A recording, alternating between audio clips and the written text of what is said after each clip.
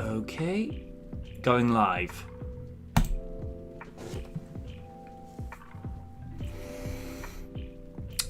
Well, ladies and gentlemen, boys and girls, children of all ages, and L-Man.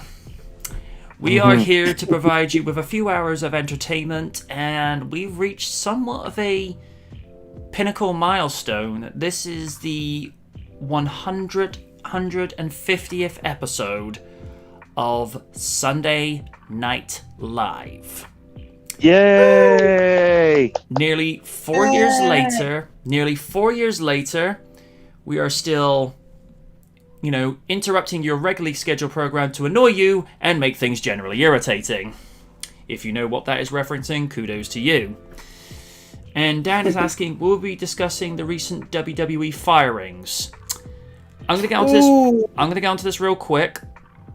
Lana, I feel a little bit bad for her because this is a competitor that has tried in the last 7 years to actually compete because like Christy Hemme and Ashley Masuro that went before her, she wanted to learn because, alright, was she ever going to be a modern day version of Lita, Jacqueline, Trish? We don't know. She was never given that chance because she was just always pushed as the eye candy. But as a character actor, with how she was, acting as a quote-unquote villainess from foreign country, therefore, evil. Really, WWE. She played her character well, but I don't think she was ever going to be taken that seriously, considering when people found pictorials of her from back in the day. And the same thing with Eva Marie. Eva Marie liked to do pictures. I'll let you draw your own conclusions and connect the dots on that one. The only thing I'd say in defense of Lana compared to Eva, I would take... Hang on, wait. I should really... Carefully. Yeah. I will gladly choose Lana over Eva Marie any day. Because for starters, Lana's actually talented. And guess what? She has an actual personality. Yeah. And the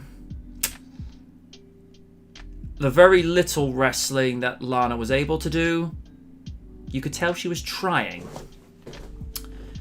Braun Strowman. This is a guy who was already getting well over. And when he got the Universal title off of Goldberg at WrestleMania last year, it's like he'd finally been acknowledged. He was actually getting the push that he deserved. There's a bit of a caveat to that win, though. Oh? The fact that it was supposed to be Roman, but because of the human malware that took over the country last year, yeah. He chose not to do that, which is, again, he put his health over his career, and respect him for that. But that being said, that's why Braun was the one who took the belt off Goldberg. It was supposed to be Roman versus Goldberg at WrestleMania, but again, the plans were changed. And it's like I've said, Braun, I think it was a bit like, now not to compare Braun with Zack Ryder in any shape or measure, but the context of that is, I don't think Braun was ever supposed to get over, but he got himself over because he really worked on his character, as Raiden said, let his natural charisma show through, and he was slowly getting there. But Mackie, he doesn't seem to know what to do. I mean, when people are in NXT under Triple H's guidance, you have bona fide characters made there and there because Triple H knows how to do character building and psychology. As soon as they get up to the main roster, well, who do I feed to Cena and Roman Reigns? And you're just like, it's like, how are you still running this company? And breaking up amazing tag teams. I mean, I wasn't a huge particular fan of Heavy Machinery, but I liked their chemistry. I thought they gelled well as a team. And the Iconics, not my cup of tea personally, but I could see why they worked. And breaking up American Alpha, they were good. And to be fair, if they wanted to do the Kurt Angle's son storyline, why didn't they use the more charismatic member of the team, which was Chad Gable? But no, we had to turn him into Shorty G. My head hurts. It's like when they made Brian Kendrick Spanky. And the whole thing of running around in the arena with nothing but a smile. The streaking angle, no. And in front of Steph as well. Excuse me? Right. That's the thing that happened? What happened was, this guy's name's, on the tip of my tongue. He was it? I'm trying to remember who was the WCW Tag Team Champions when they originally invaded WWE. I think it was Chuck Palumbo and Sean O'Haire. They retooled Sean O'Haire to be like this philosophical sort of, I'm not telling you anything you didn't already know. And he somehow planted this idea into Spanky, or Brian Kendrick, plant into Spanky is that could get taken so many ways. Elman right now is taking it. Ooh, I'm just drawing fan fiction. Ooh, Heath Slater, I'm going to make you my Spanky. Num num num num num num num num. No. Elman's looking at this MJ, I hate you. You're making all my deepest, darkest desires come true.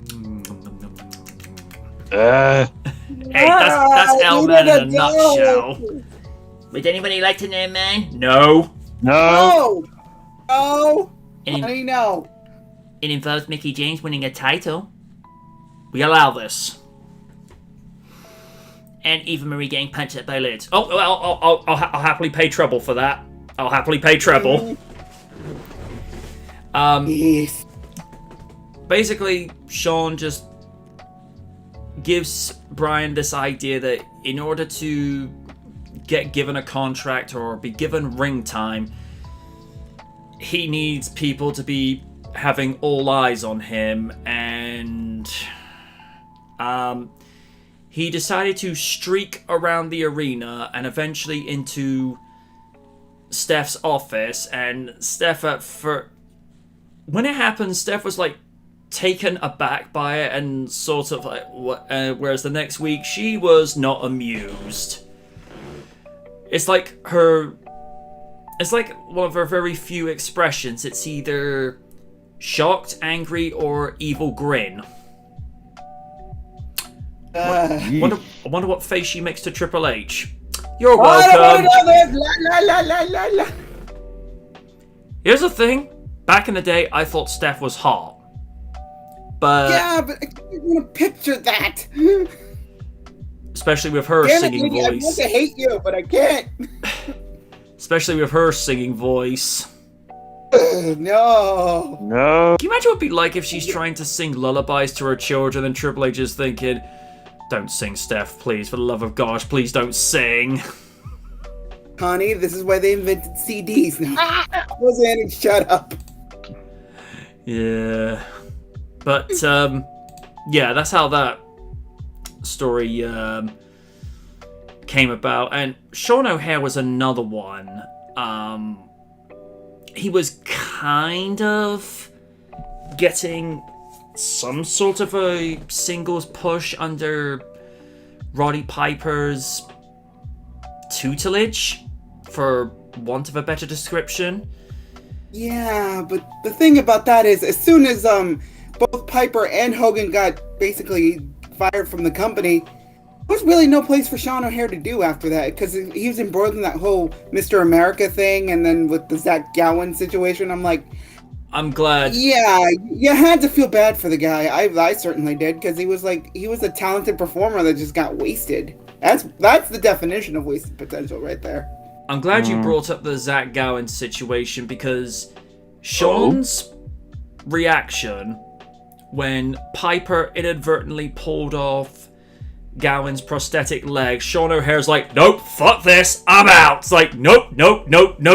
And Piper's like in the rings like, I'm holding a leg. What am I supposed to do? And like I say, Sean's just literally like walking the ring, hands to the air, is like, nope, I'm not part of this. Like, forget this.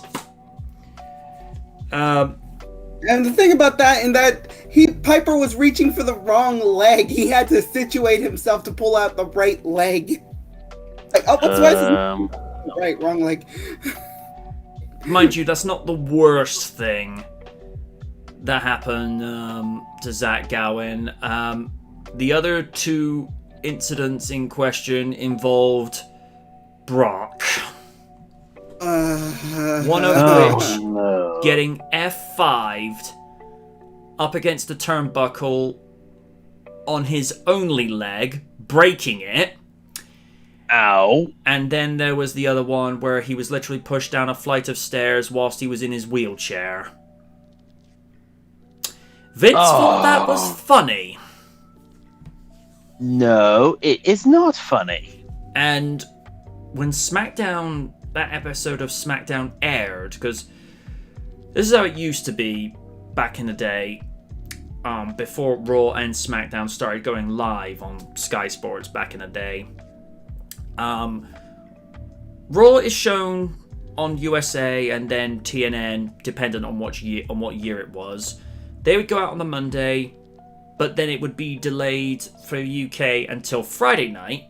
And of course, it would, where the Americans would have had the commercials, Sky Sports would have had edited in like WWE vignettes, like, when they were, amping up Austin's return in early winter of 2003. We have WWE Sacrifice, where, you see like a montage of clips, and then it sort of ends with Stone Cold saying, "You come sacrifice, I wouldn't give any one of them back to you because I love them all." That's what we would have in place of commercials. We would have commercials, but it was a little more differently placed. And then SmackDown, we'd actually have aired twice on a Saturday.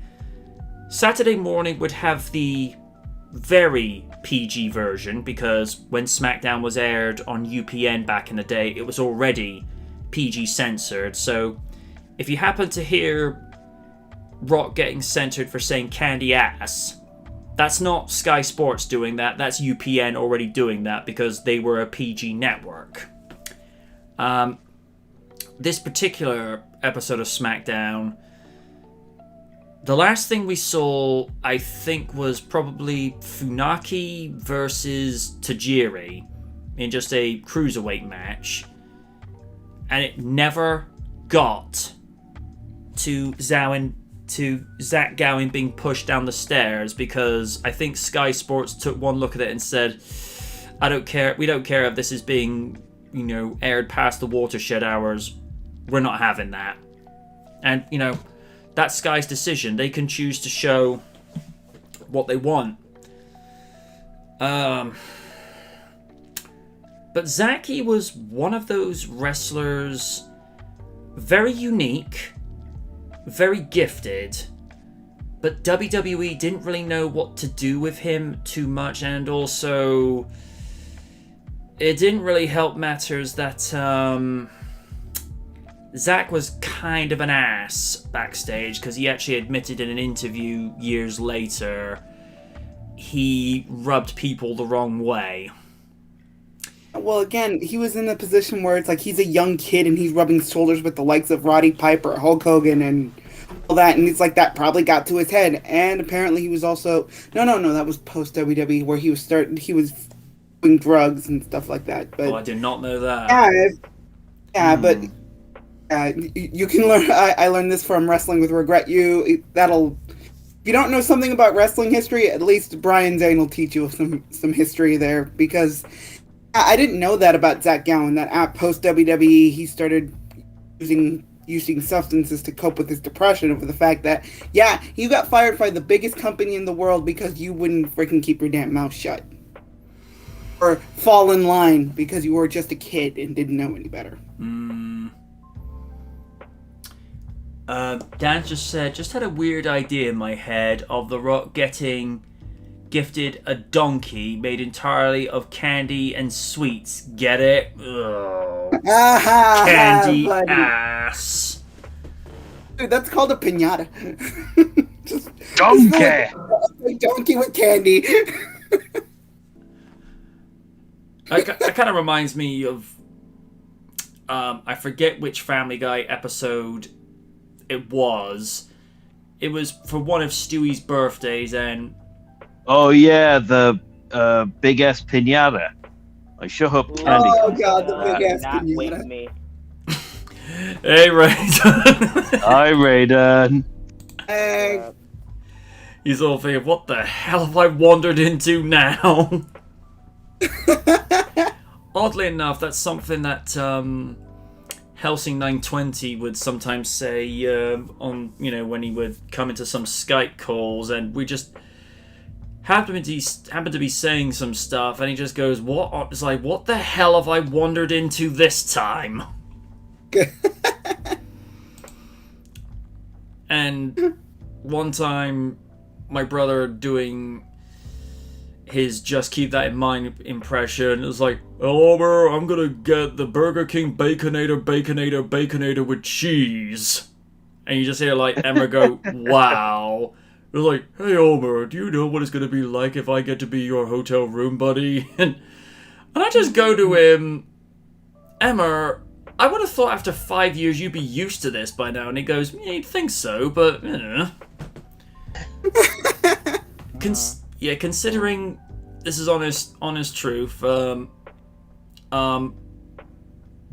Random told me about this years ago.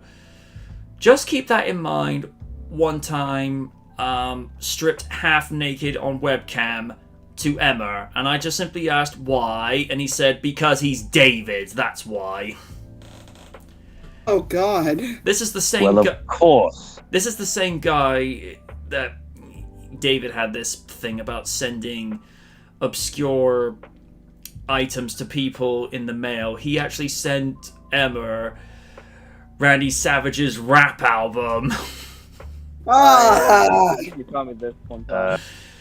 Yeah. I don't know what's weirder, the fact that David sent that to him, or that the guy made an album. From what I heard, well, Emma listened to it. He's like, it's not bad. Of course, there was the other time where he sent a bag of manure to the cinema snob. Why? I don't know.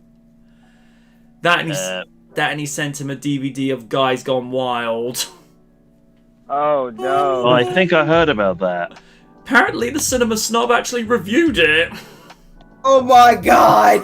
Of course he did. I know what I'm watching later. And one time, he dared David just to go randomly call up random people on Skype. He goes, "Hey, do you know I can get chimichanga chewed nuggets for Juice Man?" And this is like, and one of them just like opens like, "Who the hell are you? Hey, do you know you could get Chattanooga chimichangas?" And he's like, "What?" Oh, the thing that he kind of caught David off guard a little bit one time. He said, if you speed David's voice up, as just keep that in mind, you get Foamy the Squirrel. Oh my god. And he actually did a recording, like trying to mimic David speaking, and then, oh my gosh, how's he not doing it? Bastard. And it made it sound like Foamy the Squirrel from Illwell Press. A couple of times he says, oh, one of these days I'll get your address and I'll send you weird shit. And I'm like, totes not happening, David. No, I'm worried about what you would send in the post. Oh, God, no. Oh, we fell off the wagons in the first topic to begin with. Yeah. What else is new? Although apparently this is something... Right. I'm not going to say the thing that my brother would make jokey parodies of, but apparently he once dreamt up... he once did like this mishmash recordings of Hulk Hogan, Richard, and Eddie... insert name we're not allowed to say on social media just in case we get banned from Bottom. He had them in a situation which he calls... Yeah. No. Oh! No! Oh, why? It's- God, I wish I had the energy to laugh more. It's random. And somewhere, only Rikaku is screaming the house down. Doesn't know why.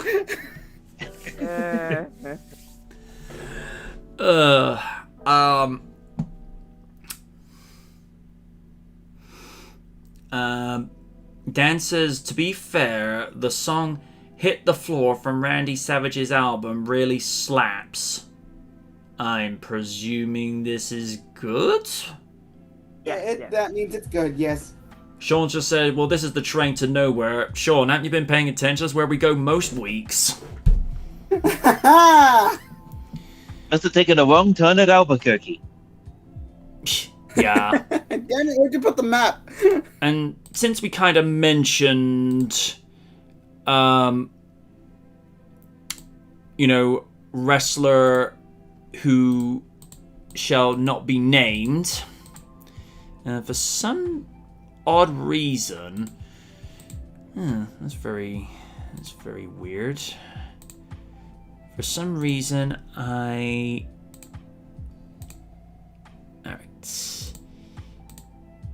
No, I don't want that. Let's see.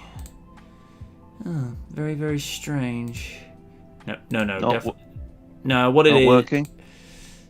I'm not sure exactly what is going on. Right. If I open up a new tab... I'm hoping... Yeah, it's really weird. It's... Ah, there we go. It's where it's supposed to be now, because for whatever reason I couldn't get the thing to light up properly. Mm-hmm. Yeah. On the subject of, as Raiden said last week, Oni's former hero, it has been brought to my attention from Cinema Blend. Hulk Hogan responds to viral image of Chris Hemsworth's Thor arms ahead of filming biopic. Hemsworth has gotten extremely ripped over the years while playing Thor in the MCU, pushing his physique to the limit with every new film. While Hemsworth played a fat Thor in End Game, Taika Waititi's Thor Love and Thunder will see him burn it all off. I'm presuming he's going to be pumping iron whilst he's aboard, the Guardians of the Galaxy ship. The actor recently wrapped Love and Thunder, posting a picture of himself looking enormous alongside Taika Waititi, who was in his Korg costume. Needless to say, Hemsworth looks as ripped as ever, and Hulk Hogan has even responded to the viral image of the actor's Thor arms ahead of his filming biopic. The picture of Chris Hemsworth has gone viral for a good reason. His arms are massive. The Australian actor has always been a big guy, but it seems he has taken it up a notch for the upcoming Hogan pick, in which he will play the iconic wrestler. So, there you have it. He is going to play Hogan. And Hogan responded to the image of Hemsworth on social media the only way Hogan can, with a few brothers. Here's the post. Oh, God. My brother has that Hogan pump on Jack. Looks like he could slam Andre the Giant, brother. And that's the thing, Hogan. At least he did it naturally. There, I said it. Burn. You just want to stare at my pythons there, Lydia Hulkster. Let me stick my fiance on you. Indeed. I know that little Oni-ster has always wanted to wrestle the Hulkster. No! No. Oh! And there's Raiden with a popcorn. It's like, this amuses me. Yes, it does. Hogan is marveling at Hemsworth like everyone else. Hogan says Hemsworth has that Hogan pump, and he looks like he could slam Andre the Giant. Hogan is obviously excited about the biopic being made about him, and a few insert egotistical points as well. And the picture of Hemsworth's physique ahead of filming only seems to add fuel to the Hulkster's fire. He clearly appreciates the dedication that it took to get ripped to play a Hulk Hogan in his prime. Hogan was initially surprised by Hemsworth during the beginning stages of the movie. The currently untitled Hogan pick is being directed by Todd Phillips. Okay, I'm intrigued. Who previously helmed Joker and will follow the life of the wrestling icon. The project is interesting, and who better to play Hogan than Chris Hemsworth? So Hulk Hogan's son. It'll be interesting to see how the film turns out, and there will be a likely number of things fans are hoping to see in the biopic, like the truth coming out. Oh, I'm sorry. Did I say that out loud? I'm sorry. No, I'm not. That's adorable. The Hogan biopic may be on Chris Hemsworth's mind now that Thor: Love and Thunder is wrapped, to which Taika Waititi had the perfect response. The highly anticipated MCU release will be released in early 2022, and the MCU fans can't wait to see what's next for Thor's journey after End Game. With Gladiator alum Russell Crowe and Dark Knight vet Christian Bale joining the already fantastic cast, Love and Thunder is poised to be the best Thor film yet, and one of the best films in the entire MCU. If Hemsworth's arms are any indication that we are in for something special, Hemsworth is sure to crush it as Hogan. Well, he will be, because he's a better actor for starters. And it's nice to see that... I apologize for nothing. That he has the wrestler's stamp of approval. Hopefully Hemsworth's performance will be worth the wait. But before you see him take to the ring, you could check out the actor's MCU return with Thor: Love and Thunder hits theaters on May 6, 2022. My birthday! Yay! Glad to see that Thor's got back into very familiar shape, and I think it's going to look weird with him having slightly shaved off head, because Hogan didn't have hair for long on top of his head for too long throughout his days of wrestling. I mean, the only times I've ever seen with a full head of hair is when he had a wig on in movies. But looking at the build and knowing that Hemsworth can put on reasonably good accents, he's got the charisma to pull it off as Hogan. And this has to be said, if you're going to get someone to play Vince McMahon, the only one who I can think of that looks more or less like Vince is Michael Buffer. Because you've seen him, you know, whenever, because he was at the 2008 Royal Rumble to do the announcement, and he does look the part. Yeah, I don't need to say anything more. Lid, your take on the fact that Hemsworth Mania is going to be running wild? Well, again, I'm glad he's gotten back in shape, because, again, like, you need to be a little bit more jacked to play Hulk Hogan. Granted, again, like I said earlier, Hemsworth is doing it naturally, not unlike needing some help. Wink, wink, nudge, nudge. But I'm intrigued to see where that goes. Also, Hemsworth, are you trying to give my mom a heart attack? Because god damn, it's the gun show, basically. Because again, my mom has a giant crush on Thor. It kind of broke her heart to see Thor as fat Thor, don't get me wrong. I thought it was funny, but it's like, she was just sad. But again, I'm intrigued to see where this goes. I want to see a trailer for it once it has like a proper working title. But I will say that I'm kind of intrigued by it. One of the soundtracks better be composed of hair metal. Yes! Because you know that will be amazing. I want to see a good cover of I Am a Real American. Do it now. Oh, yes.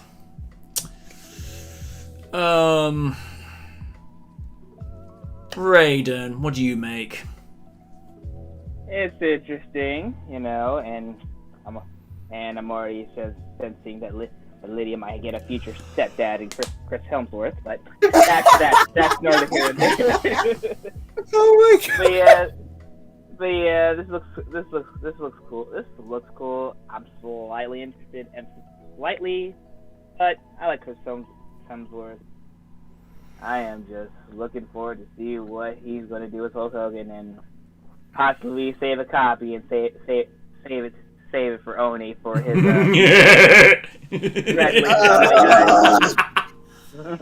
gonna be pissed. Love you guys.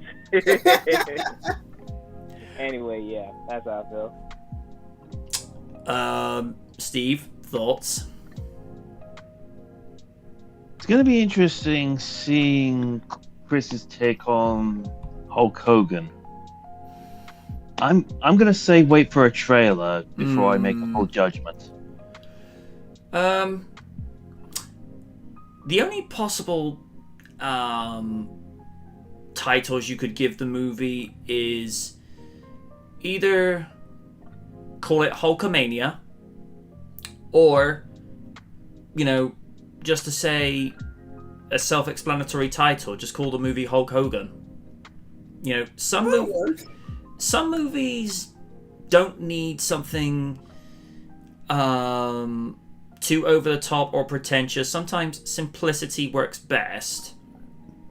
But there are some movies where play on words gives you an idea of what's going on. I mean, the thing I tried explaining to my brother 3 years ago when Jurassic World 2 came, I was like, why is it called Fallen Kingdom? It's like, the park is gone and destroyed. It's a fallen kingdom. The dream is gone. And he goes, I still don't get it. And I'm like, I'm done.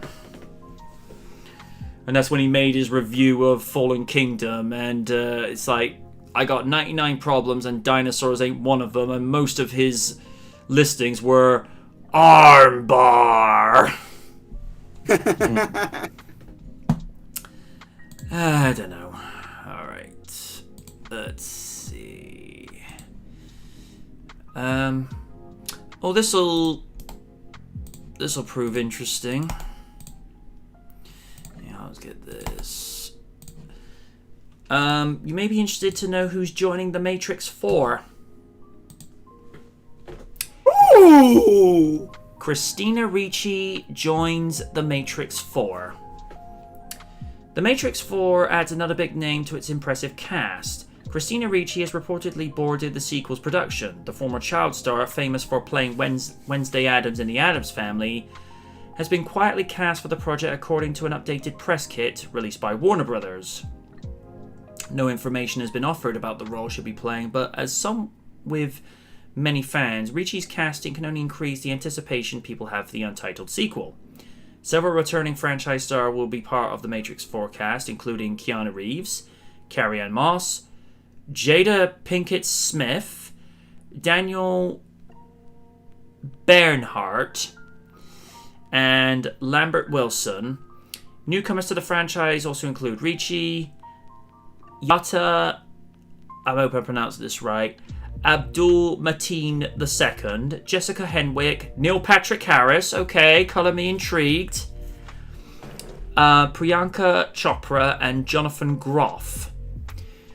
Ricci's casting also reunites the actress with director Lana Wachowski. In 2008, Ricci appeared in the Speed Racer movie, which many people are trying to forget, which was co-directed by the Wachowskis. Along with playing Wednesday in the Addams Family movies, Ricci has gone on to appear in a vast variety of other movies, such as last year's drama Percy with Christopher Walken and Zach Braff. She has also played real-life axe murderer Lizzie Borden in the Lifetime miniseries The Lizzie Borden Chronicles. Lana Wachowski directs and co-produces The Matrix 4 alongside Grant Hill. She also wrote the screenplay with David Mitchell and Alexander Heeman.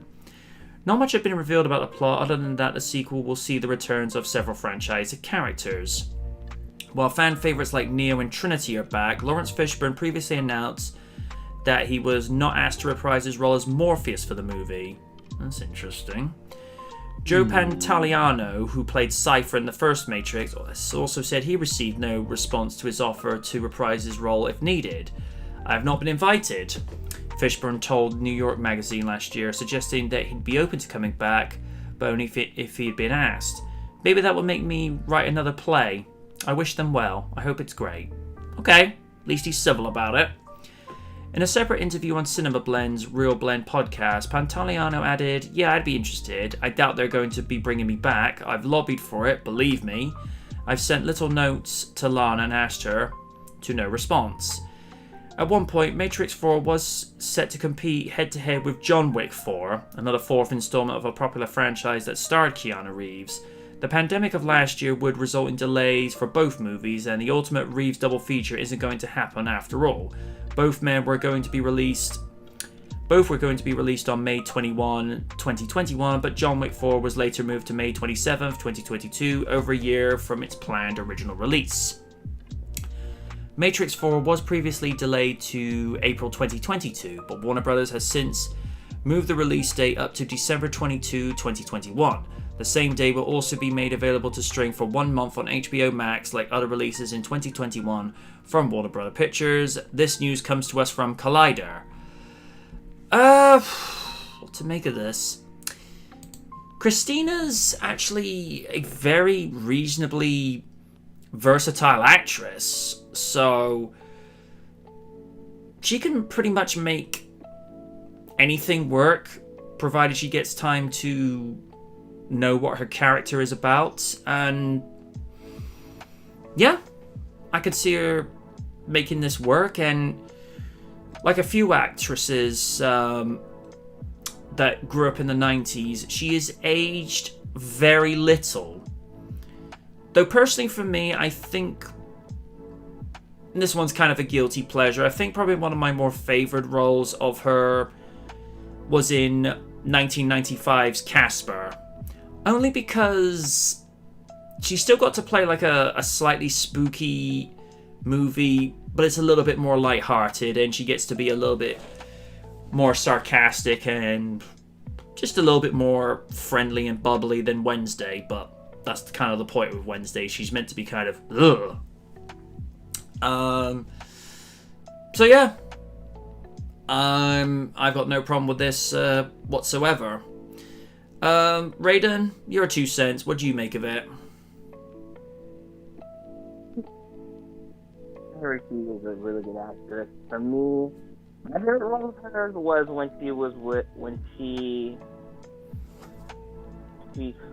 was in the movie Black Snake Moan with Samuel L. Jackson. I've heard things about this movie. Yeah, it's a little wild, but has it's a pretty good message about it. So, and for Matrix, I don't know. I'm looking forward to it mainly for fight scenes, because that's the only reason I gave a shit about it in the first place. But yeah, still looking forward to it. And of course, John Wick, especially after the last movie's ending, I'm like, okay, let's see what John Wick and freaking Lawrence Fishburne get revenge against the Assassin Squad. Let's see what crazy bullshit the Matrix will pull out like they did the last couple movies. So I'm still looking for it. Just to answer a quick question from Aaron Izzard. Hello, folks. It's been a heck of a long few months for me. Looking forward to Aaron winding down for a couple of days. How's everyone doing? We're doing just fine, Aaron. Nice to hear from you again. Mm-hmm. Nap, so Glad to see you back. Lids, your 2 cents. I'm definitely intrigued by this. It's like, again, I'm a hardcore Christina Ricci fan. I've loved her since she was Wednesday Addams, and it's like the fact that she's still got a career going. It's like, bless her heart. I love that she's still getting work, and her being in the Matrix 4 sounds interesting. I don't know what kind of character she's gonna play, but I can't say that she's going to replace Neo because, again, I think they're probably going to bring Keanu Reeves back for that. So, so who knows what they're going to do with her character, with her, or I mean, I'm interested. It's like, again, it's like I'm not the biggest fan of the Matrix movies, but again, I might give this one a shot just for like the sake of, well, let's see what they do with this one. If it's good, it's good. If it's not, then it's fine. Like, no big deal. No need to call off in the pitchforks and torches. Not a big deal if it's bad. Because, again, you should be expected if the Wachowskis are working on it. It's like, again, the Wachowskis have had, like, a lot of, like, recent success lately. Like, if you go on Netflix and watch their series Sense8, it's actually not that bad. But, again, let's wait and see for me. It's like, I need to see a trailer before I may come to like a big final decision whether I'll see it or not. I'm more of a fan of the original movie because it was so experimental, especially, you know, with the advent of bullet time, and hard to think if it wasn't for Keanu Reeves, it would have been Will Smith as Neo. Because he was originally offered the role, but he turned it down because he said, I don't get it. So like I said, that would have been interesting. Aaron says, yeah, I've been dealing with corruption and gangsters here in Spain. Ugh. Oh, no. No, that's not good. Our Spanish lawyer tried to sell my mum's house in Spain without telling her. No, just because he wanted his 10% commission. Dude. He can do one. Yeah. Dude, they tried to do your mom. Escobar? Aaron, all I'm gonna say is they tried to do your mom dirty. Don't let that happen, man, because no, not cool. Steve, thoughts on Christina Ricci in a Matrix movie? That is gonna be interesting, I think. Because for me, it's the enigma of what the Matrix 4 is going to be. And with her being added to the cast, I can see it's definitely going to be another one with twists and turns. Look forward to it. Alright. Let's see. Time for a little bit of partial humor. And a little bit of self-deprecating humor as well. You'll find out in a moment. Halle Berry has a great answer when asked, "Who is your favorite superhero?" Halle Berry's time has had her in the superhero world. See Catwoman, the original X-Men trilogy, and a few people in Hollywood can say they've been a part of the DC and Marvel universe. While Berry's costume performances were met with mixed results, that doesn't still have love for superheroes. Recently, a fan asked her who her favorite superhero is, leading to a great answer from the Oscar winner. For a whole generation, Halle Berry is and will always be their Storm, mine too. But being a superhero or villain isn't all it's cracked up to be, and she may or may not have some mixed feelings on her forays into the genre. That's why the fan question on her Instagram led to an unexpected but hilarious response. The Oscar winner replied, surprisingly, Catwoman, the Eartha Kitt version, not my version though. Years later, after the financial and critical failure of Catwoman, that's phrasing it politely, Halle Berry still loves the anti-heroine, but of course she named Eartha Kitt's iteration of the character as her favourite. Kitt, who appeared as the character during the 60s Batman show alongside Adam West, left a lasting impression on young women, especially young black women, which is still evident today. Halle Berry's 2004 interpretation is one for the looks, to say the least. I will say she did rock that costume. I will grant her that. In my opinion, taking on a huge superhero after playing Storm seemed to be the right course, but things didn't quite pan out for the best. Although Sharon Stone did play a good villainess, but, she has experience in that department. Yeah. Catherine Tremell. Basic instinct. Catherine Tremell, you may be evil, but how you doing? Especially the first one. Oh my god. Barry still gets asked about... I feel uncomfortable here. I need an adult. Hey, is Sharon Stone at her sultriest? If that's the best way to describe it. I wasn't a fan of when she had her hair cut real short for, what was that sci-fi movie where they all went to the bottom of the ocean? They were trying to fend off an octopus. I think it was... Oh, I can't remember that movie. I think it was called Sphere. I don't think that's right, but I can't remember. Alright, I'll look that up. I know they had Huey Lewis as a helicopter pilot. Don't ask me how I remember that. A helicopter pilot underwater? No. Huey Lewis happened to be the helicopter pilot, transporting them to a point in the ocean where they would go underwater. Oh. Yeah, Huey liked to get a couple of bit parts here and there. That and when he was a double header for the movie called Cruising, I think, where he and Gwyneth Paltrow play like father and daughter as like hustlers or something. Anyway, getting off topic.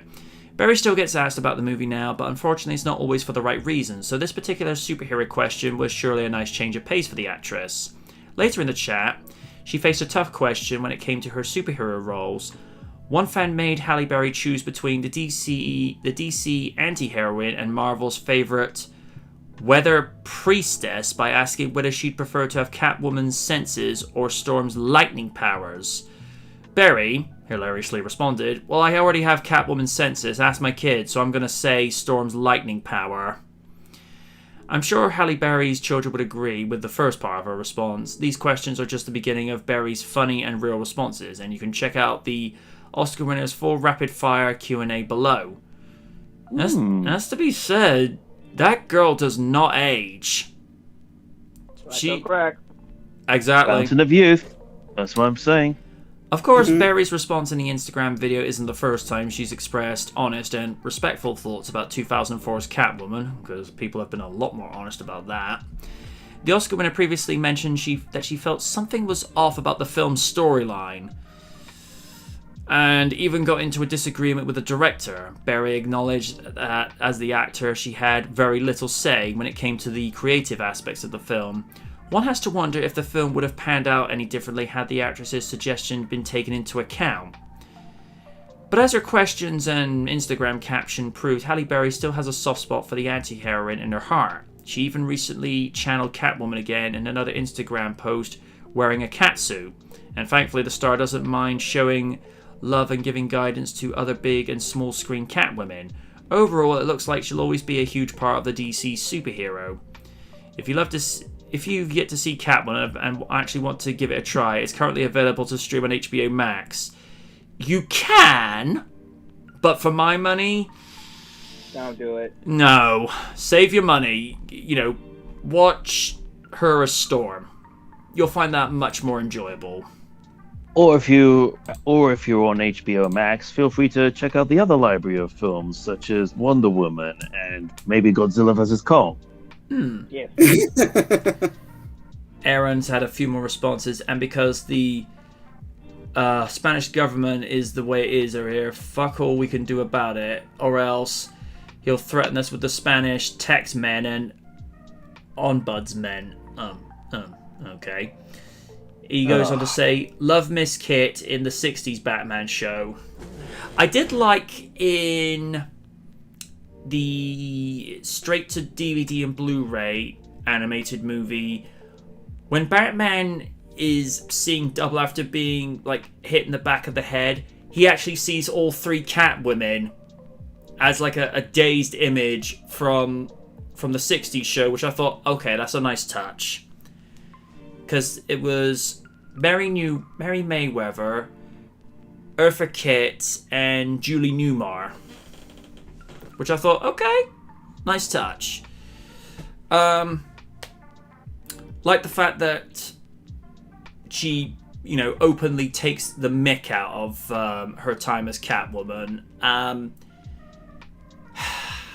to say this?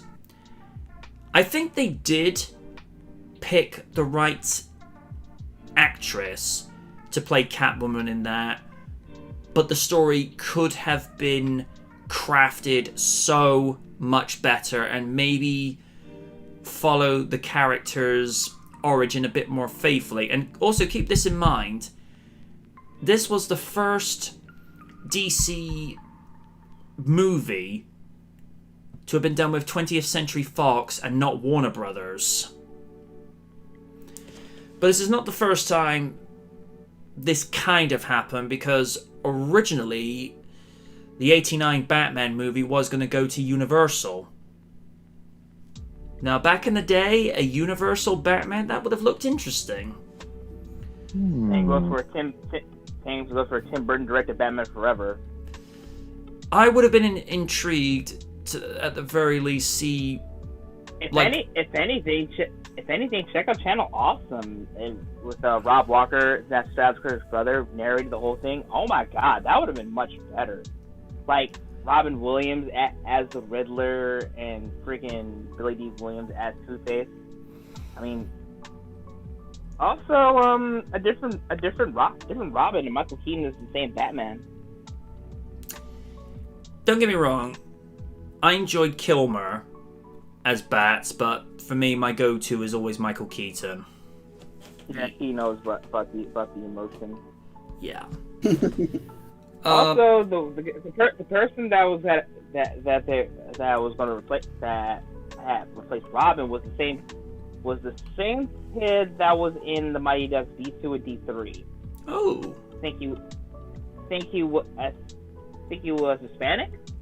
Okay. And he'll be more, and he would have been more younger. Hmm. Okay. In the absence of Win the Rogue, we go to one of our own Catwomen. Liz, what do you make of Halle Berry's slightly self-deprecating humor on her role? I'm just glad that she can find some humor in the fact that this role was so terrible. Because let's be honest, that movie was bad. We're not all gonna mince words on that. That movie was awful, and I'm one of the unlucky people that got to watch that in theaters thinking it was going to be good. I learned from my mistakes. But it's just, yeah, that movie was not good. I'm like, every time I watch it, I get like flashbacks. I'm like, why? I only ever saw it on DVD. Oh, you were lucky. But it's I'm glad she can find a humor in that fact, especially when she was nominated for the Razzie for that role, and she went to accept that award. It's like, that is a proof that she can freaking take the piss out of herself, where she's more than willing to like be the butt of the joke and take the joke with stride. That's what proves that she's probably one of the better actresses in the business, where it's like she has a lot of people's respect. She certainly has my respect a lot, but yeah, I have to agree with her on that. It's like that movie was not good, and you have every right to bad shit as much as everybody else. She even at one point she apologized for that. I'm like, on you, because yeah, like as best as she did with that material, that movie was awful. I think George Clooney did the same thing for Batman and Robin. He did. Multiple times. Yeah. It's like I've said so many times before. Amazing take on Bruce Wayne. Bats, not so much. To our own Dark Knight in Sir Stephen, what do you make of it? Glad to see that he's really open and accepting of what went on in there. Not really got much else to say other than that. Raiden. Like Liz said, it's cool that she takes a sense of her old work. So it shows growth. It shows, sense of humor. So it's great. Alrighty. Just gonna grab my can of Monster a second, getting a little bit parched. Yeah, I think I'm gonna go grab some sausage rolls from the fridge because I'm getting a bit peckish. Yeah, I'm gonna disappear for a bit and get some food, so I'll be right back. Oh, it's better. Well, because I don't really want to draw attention to myself to neighbors outside, that's why I've got the window closed. And I don't really want to open the bedroom door up because it lets all the bugs and crap in. And the least amount of white noise in the background, It is how it is.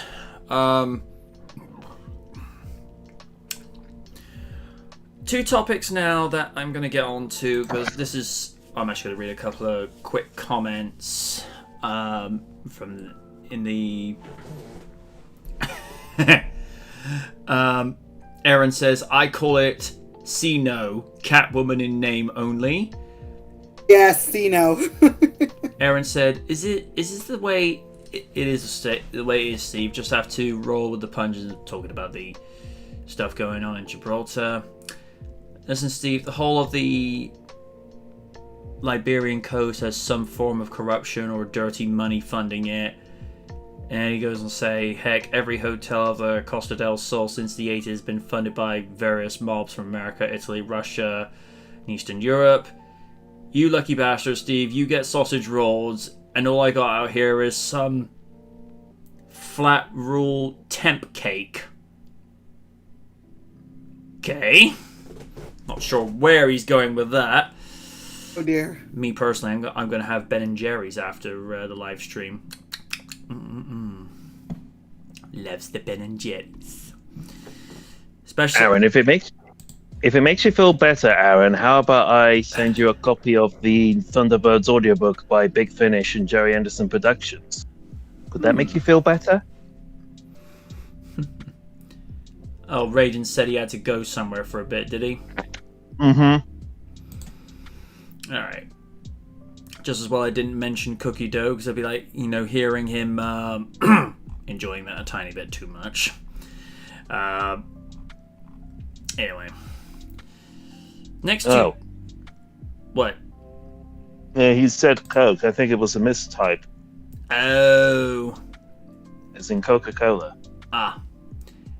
Preston says, "What's up? The temperature." Next two topics lined up. Well, hang on. Need to just get an image. A minute. Let's see. Images. Oh yeah, that'll do.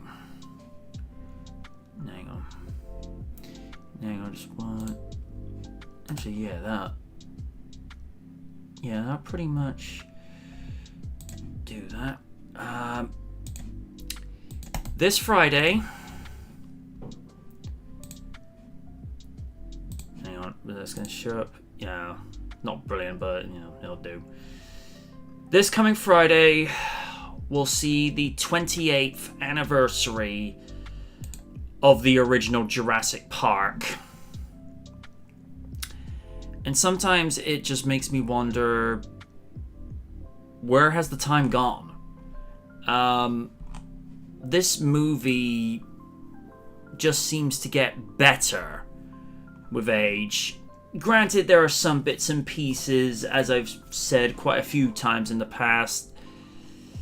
When you look at them now, it it doesn't really hold up too well in terms of all the other stuff that's come and gone. I mean, whenever Ariana Richards says in the movie, "Oh look, an interactive CD-ROM," you just sort of think, yeah, that's really not aged well. But you look at the writing, you look at the visuals, the animatronic dinosaurs, and cast performances that you just don't get today from the likes of Sam Neill, Laura Dern, the charismatic Jeff Goldblum, and the late and irreplaceable Sir Richard Attenborough. I don't think they realised some near 3 decades ago what they would unleash upon the world on June 11, 1993, because it changed the face of movies forever.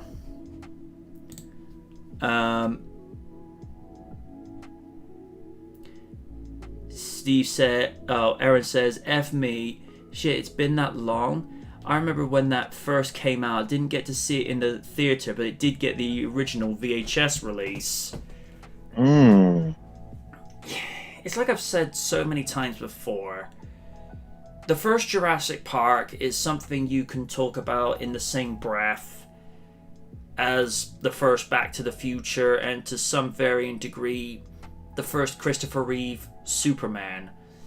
You just don't get writing, casting, and just general payoff like today. I mean, you look at some movies, movies within the last 10 to 15 years, there are some that you'll watch over and over again. Me personally, ones that I would go back to. Batman Begins, because of the writing and just the way it was so grounded.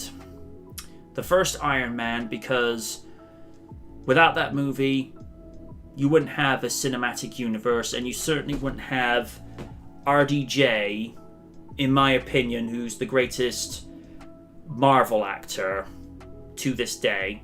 My opinion. Nobody's right nor wrong. That's just my take on it. But with Jurassic, you just get these very defining performances where you can believe Sam Neill's performance as a paleontologist. You can believe Laura Dern as a paleobotanist who not only has this great athletic look about her, but she also comes across as intelligent, sincere, with a lot of integrity. And even though there's a lot of naivete with Sir Richard Attenborough's performance as John Hammond, you can see the sincerity past the capitalism of wanting to make money off these resurrected creatures, that he is giving extinct species a second chance. And it's the same thing where you have great score pieces by Sir John Williams. I know he's not British, but I think of him as Sir John Williams because I think his work is deserving of that. And then you get great work from the late Stan Winston that made those animatronic dinosaurs so believable, from the sick Triceratops and to the original queen herself, Ricci. It's a movie I keep coming back to. I don't know how many times I've seen this movie in 28 years, but like Back to the Future, it's always fresh. It always has this sense of, it doesn't feel like it was a movie that came out in the 90s. It's a movie that, if you had the writing, if you locked this movie away, it never came out in 93, and you dropped it this year, it'll be a #1 hit. Guaranteed. And as we've gone over so many times with the sequels, some are very hit and miss, and some come close to matching the quality of the original. And I think the only ones that ever get close enough to being on par with it is The Lost World and Jurassic World. But I think, particularly by the time it got to 2015, we have an idea of what to expect from a Jurassic Park movie. It's because it's the same problem when Back to the Future Part 2 came out. With a first of its kind, you have no idea of what to expect, but once you've seen the original, you have an idea of how a sequel could go. And unfortunately, this is the kind of pitfall that the Jurassic Park franchise fell into. Because with The Lost World, you kind of know what they're going to do and not going to do. I do like the fact that they made it darker. Not to say that, we would have a Jurassic Park movie on the darkness level of, say, Buffy the Vampire Slayer or Angel, although that in its own right, a Jurassic Park movie with the darkness of Angel, minus vampires and various other things that go bump in the night, that would be an interesting take, because other than Roger Corman's Carnosaur, we've never really seen anything dark like that. Although the scariest dinosaur game that has been done, what was that one that was meant to be like a Resident Evil inspired game but with dinosaurs? Dino Crisis? Yeah. If we could get like a dinosaur movie but with that level of darkness, and we don't talk about number 3 where there's bio dinosaurs in space. I mean, that's just stupid. If we could just get that sort of happy medium where we actually get to see... I'm not saying it has to be blood and gore everything, because that, it goes a little too far. But if we could just get Jurassic to go somewhere between PG-13 and rated R, to where it's that happy medium where it's not going full-on hardcore, but at the same time it's not trying to be too kidified. If we can get that happy balance, then I think we'll have something special. Yeah. Like I say, like Back to the Future, this is a movie that is going to be talked about long after the cast, crew, and we are long gone. Because even though this movie's nearly 30 years young, the CG, even though advancements have been made, the CG in this movie still holds up. I think the CG in certain movies holds up a little bit better, but I think because this movie was so experimental and actually using the CG where it would get the most effect.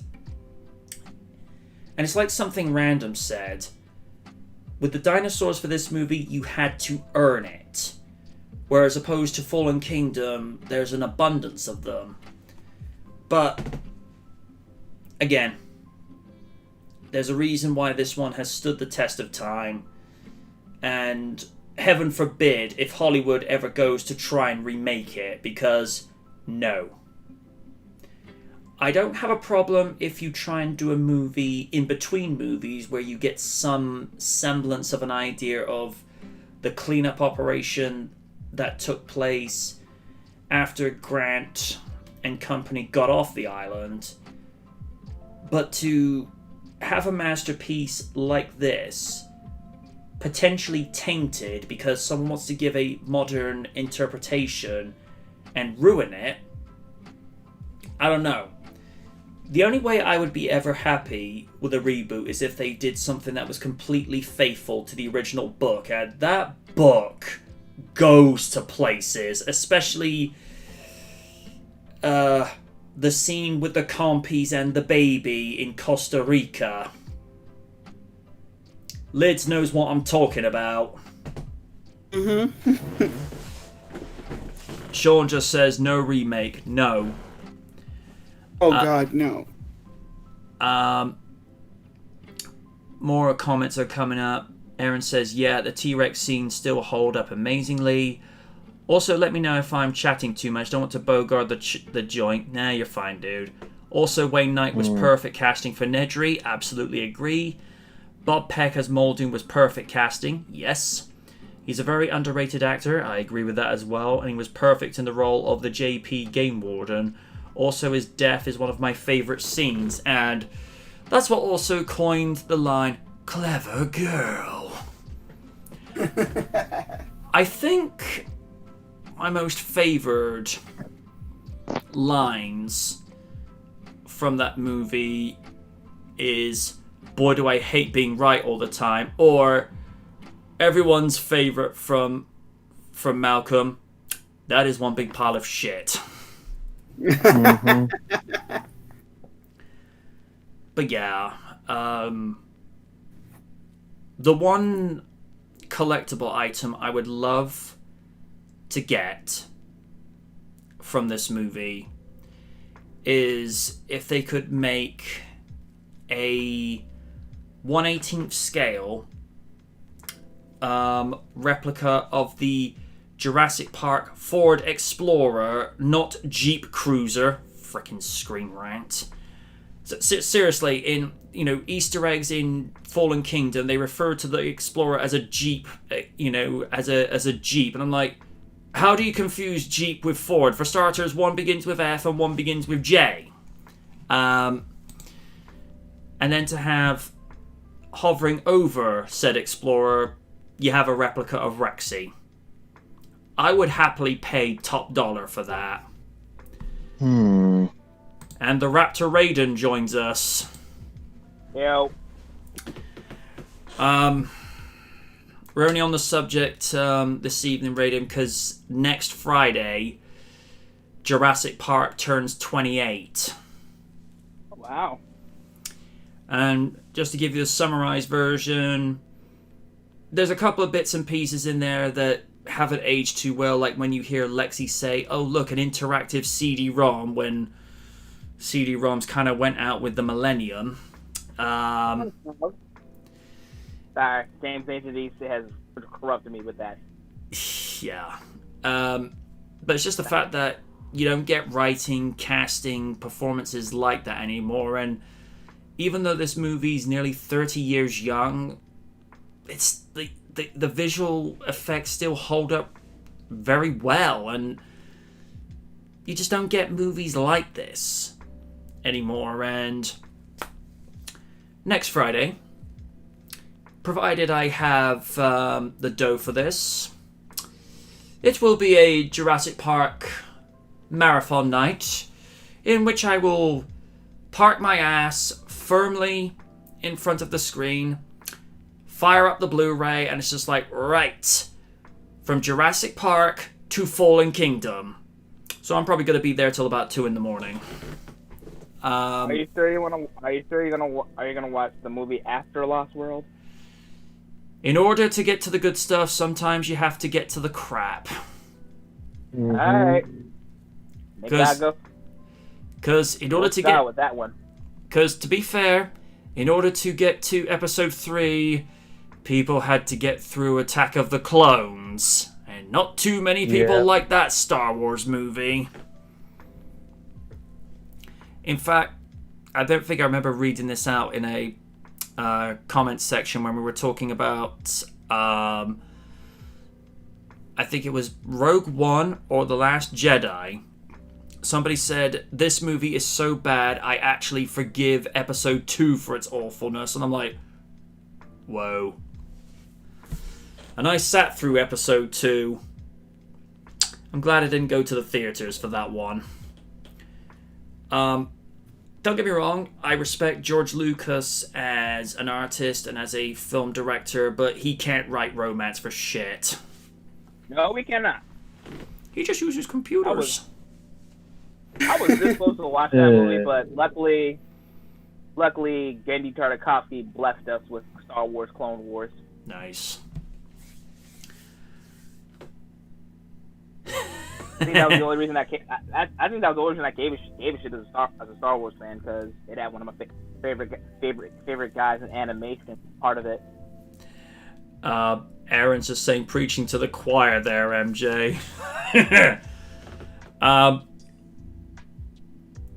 Yeah, I mean, it's like I've said so many years. I am not a fan of Jurassic Park 3, but when the original trilogy came out on Blu-ray in 2011, it's always that part of the box that's like, oh, you. But it just reminded us, when you look at Jurassic World 14 years later, you look at JP3 and you're like, I'm kind of understanding why there was a 14-year wait. But if they had gone ahead with one of the scripts that they would have gone for a winter release in 2005, you would have seen dinosaur human hybrids. And here's the thing.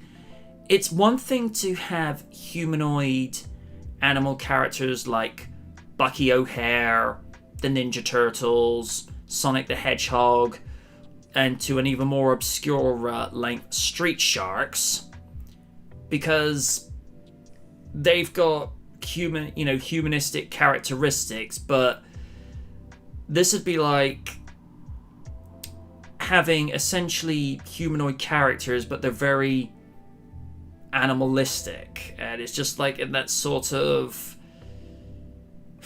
playing mad scientist gone wrong, which is pretty much most mad scientist movies, but that's besides the point.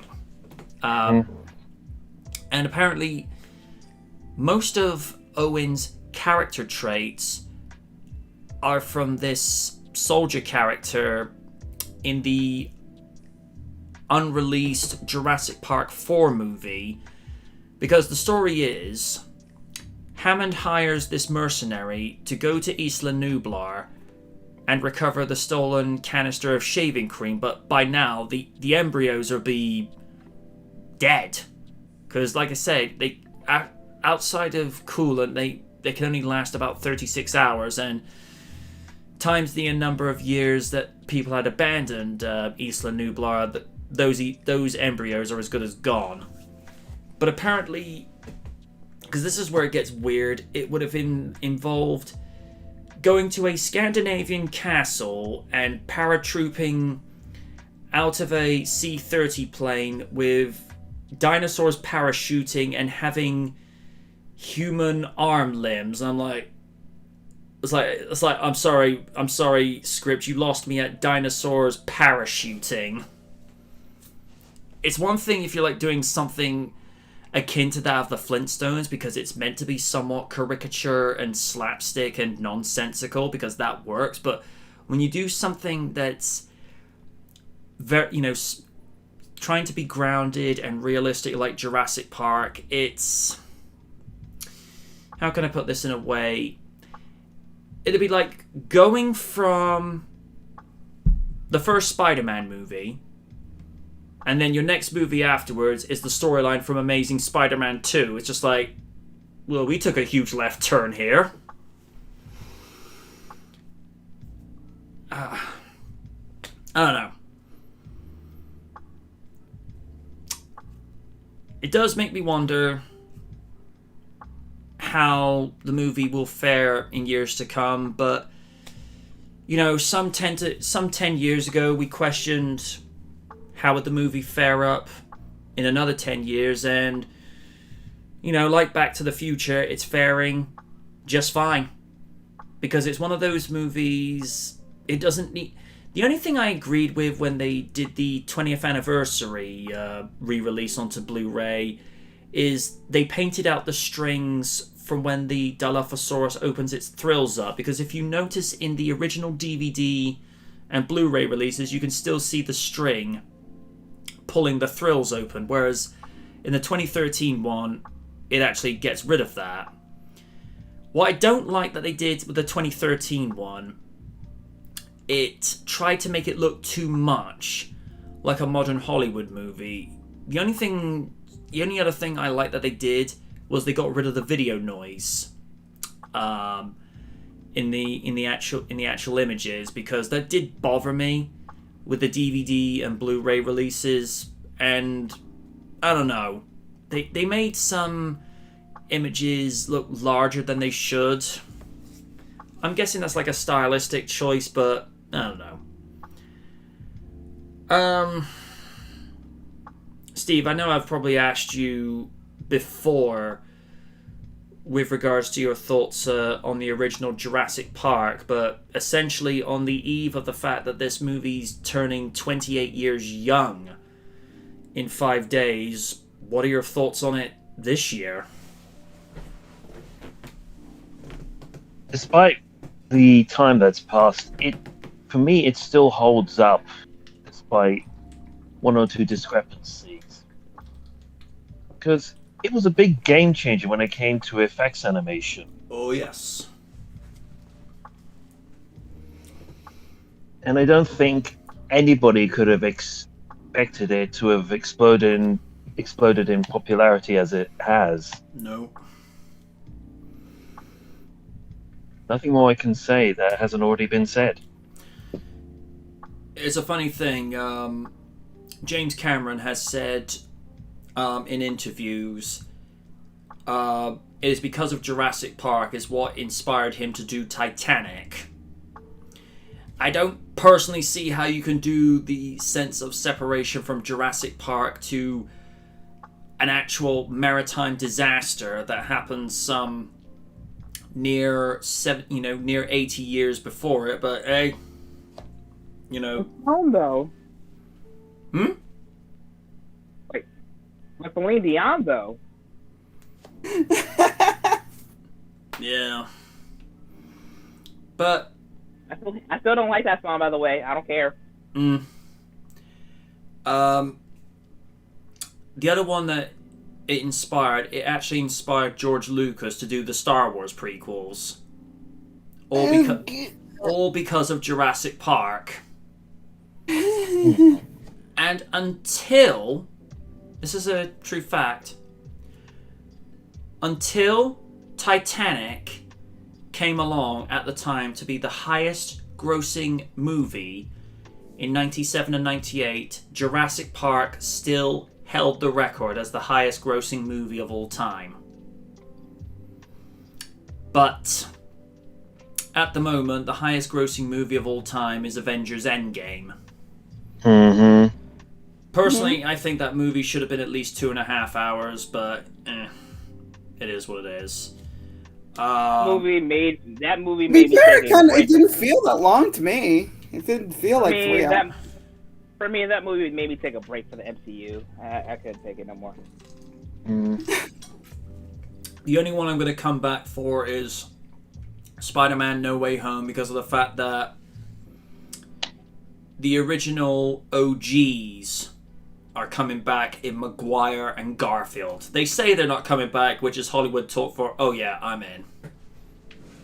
I'm just waiting for a long time for Spider-Man to the Spider-Verse 2 and Blade. Yeah.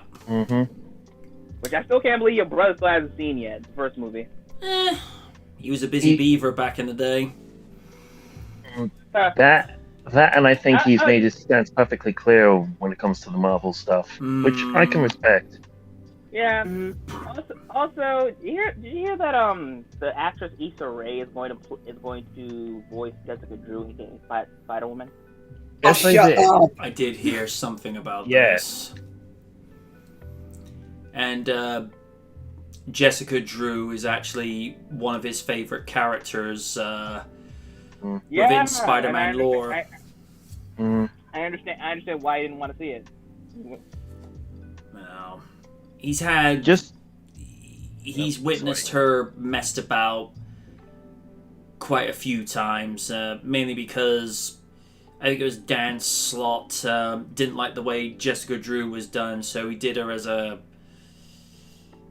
I don't remember the full context of what had happened, but he basically had her almost be the antithesis of what she was before.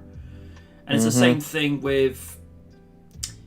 I think it was Dan Slott purposely came in and split Superman and Lois Lane up and says, "Oh no, Superman married is not entertaining and it's boring." I'm like, excuse me. What comic are you reading, sir?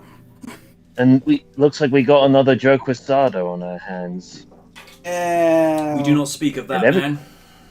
I don't even know who that is. You don't want to know. Yeah. Okay. No. Let's just say this: he's responsible for one more day.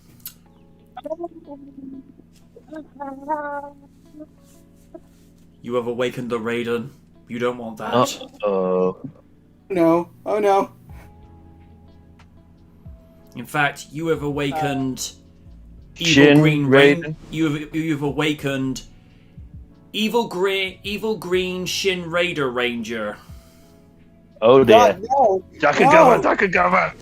Everybody run! Run away! There are two Spider-Man tutorials I hate with that fire red passion. The Clone Saga and fucking one more thing. Uh-huh.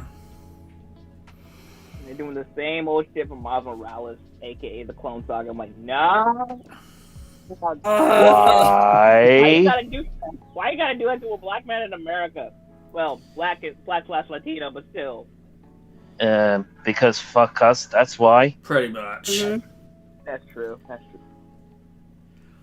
true. Also, sorry to break the conversation again, but did anyone hear about the new female Captain America shield bearer? No. No, I have not heard about this. Well, for me, I'm gonna say what Went says. Costume's adorable, but I don't trust Marvel first when it comes to like. I've spoken about this to random so many times. The way they fucked up Falcon and Winter Soldier. Ugh. Yeah. Got this article from Screen Rant. Oh, goody. Screen Rant. Yeah. Well, it was put online, yet the article broke last night, and it's been kind of spreading all over the place. We'll get to that in a moment. Lids, I know we have. Excuse me, that's the monster talking there. I know I've probably asked you this question quite a few times over the course of the 4 years this show has been on the air, but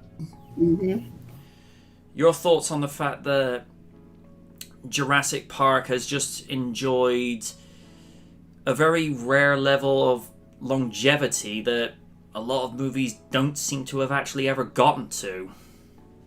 That's very commendable and respectable, to be honest. It's for a movie that's just about dinosaurs. What if somebody brought dinosaurs back to life? The concept alone, it's like it's spawned off its own genre in a sense, or if that genre was there to begin with, but it took off like gangbusters. And the fact that there have been so many sequels, I don't know if they want to call Jurassic World a reboot per se, but the Jurassic World kind of rejuvenated the genre. Again, Jurassic Park has always been there, even with its missteps. Jurassic Park 3! That's something caught in my throat. You gotta work on my cough. Yeah, I cleared my throat like that on occasions like that before. That movie has a rather nasty reaction to people. Yeah, all in all, it's a very commendable thing to have that longevity for that many years. And again, I'm looking forward to when we finally get to the actual 30th anniversary of that movie itself, because it's gonna matter if the 30th anniversary kicks off with the end of the franchise, which I don't think that's gonna happen, considering the fact that it's guess what, it's making a buttload of money. And film companies don't know when to quit. But it'll be interesting to see if the movie itself, the movie franchise, ends on the 30th anniversary. It's a pipe dream, but it'd be interesting. And to our own Darius Bowman from Camp Cretaceous, Raiden, same question to you. You know, what do you make of the fact that this movie is just as popular now, if not more so, from when it was originally released? I mean, it's a massive milestone, you know. Like, I respect that it drove a franchise into, you know, it drove a franchise into something more big than it was, you know. For the good and the bad, I'm happy that it still has the same power. You know, it's not the CD-ROM stuff, but hey, that's 90s babies. We still, you know, respect all that. Yeah. But yeah, I respect the hell out of it. I mean, it's one of my favorite Jurassic Park movies, but I always give respect to the original, and it gave it to the La Sex God, not Ian Malcolm.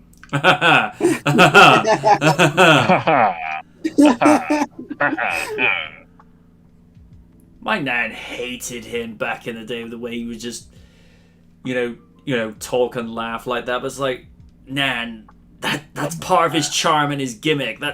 And here's a little thing that not too many people know. If it wasn't Christopher Lloyd as the Doc, it might have been Jeff Goldblum. Life finds a way. He was in the shortlist to be Doc Brown. Okay. That's a bombshell. All things aside, they got the right man with Christopher Lloyd, but it just would have been interesting if it had been Goldblum as the Doc, and possibly what if we had Christopher Lloyd as Malcolm? A little bit. Oh, the universe would have imploded at that point. Well, that reality probably exists in another universe somewhere out there. Yeah. Yeah, and there's probably a universe where Chris Rock is Nick Fury. Oh! I kind of want to see that now. Yeah, so do I. Sadly, unfortunately, Rick stole my dimension portal gun. Dang it, Rick. Every time. I want to go hop into one where I'm piloting Thunderbird 2. Because I can. And, I don't know, perhaps in another universe where Raiden's somehow He-Man. He'd probably enjoy that. And in a universe where he has to fight Elman as Skeletor. Oh God, no! Elman is Skeletor, no! And then only comes in with a full-size Gundam. Don't give him ideas. Oh, he's like, hey, honey, look what I found! Look that practice, don't help me! Especially if he comes in with Wing Zero. Yeah. Oh God! The Or my Gundam. personal favorite is the RX-78-2. Yeah, I'm like, put that thing back, or so help me. You know he won't, though. No, he won't. Then Kaiju Noir appears as Draco Azul to kind of mediate the fight. Yeah, he'll be kind of partially instigating it. Oh God. Alright. Steve's kind of wanting us to have a look at Screen Rant. Captain America. Marvel Comic introduces new Filipino shield bearer. Marvel Comics is go on. Oh, sorry. No, go on. It's just with the name pronunciation. I believe it's Agbayani. Okay. Agbayani. Marvel Comics is introducing a new Filipino-American hero who will become a new shield bearer after being inspired by Captain America. Ari Agbayani will be introduced in an upcoming issue of the United States of Captain America. That's actually a cool title. Agbayani will not be inspired by Steve Rogers' Captain America, however, but by Bucky Barnes' version of the character? Whoa, what? Okay, that's like being inspired by George Clooney's Batman and not Michael Keaton. Ooh. Hey, I went I mean, there. to be fair, Bucky Barnes as Captain America wasn't too bad, but Yeah. like, do you want Steve Rogers or do you want Steve Rogers light? Steve Rogers. Sorry. Thank you. Which her vigilante attitude and costume are influenced by. The United States of Captain America, I enjoy saying that, by the way, is an ambitious upcoming series by Christopher Cantwell and Dale Eaglesham that will take the different versions of Captain America's across the country in order to track down Steve's stolen shield. Making the journey with him and showing up in the series are other heroes who don the Captain America mantle, including John Walker, Bucky Barnes, and Sam Wilson. Each of this series will feature a backup story introducing captains who are local Captain Americas of their respective communities who are inspired by the shield-bearing heroes. Marvel Comics have already revealed the first gay shield-bearer in Erin Fisher, a new black female Cap named Nichelle Wright. Nice nod to Nichelle Nichols. I like that. Respectable. And an indigenous Captain America, Joe Gomez. The United States of Captain America 4 will introduce, and it's just sort of more or less repeating that.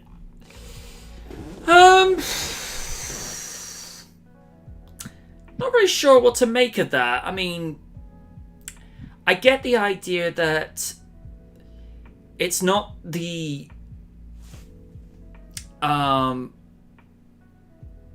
the man.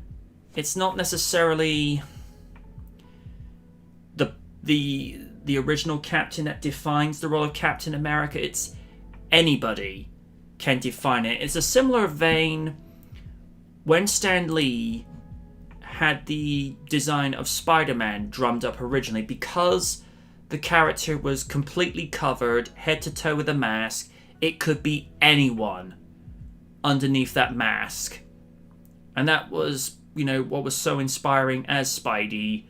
And also because he was the superhero that could be you. He was the everyday guy. And I like the idea where, anybody can take up the mantle of Captain America and make something of themselves in the same manner that Steve Rogers did. So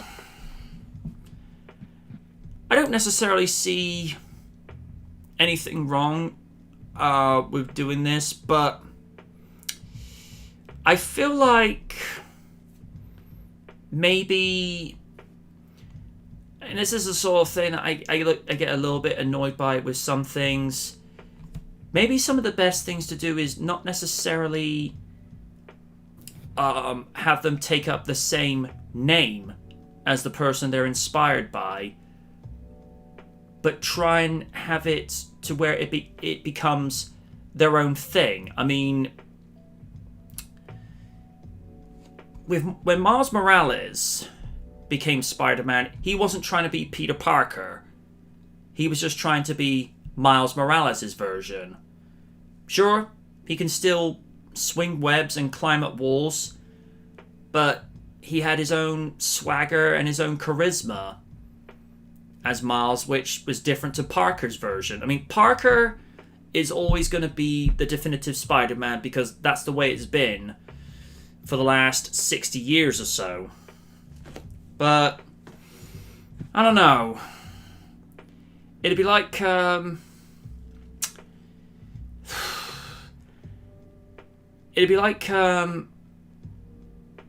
character called, I don't know, Alan Bigoff, played by Andy Dick, and then he calls himself Superman. He'd be like, no.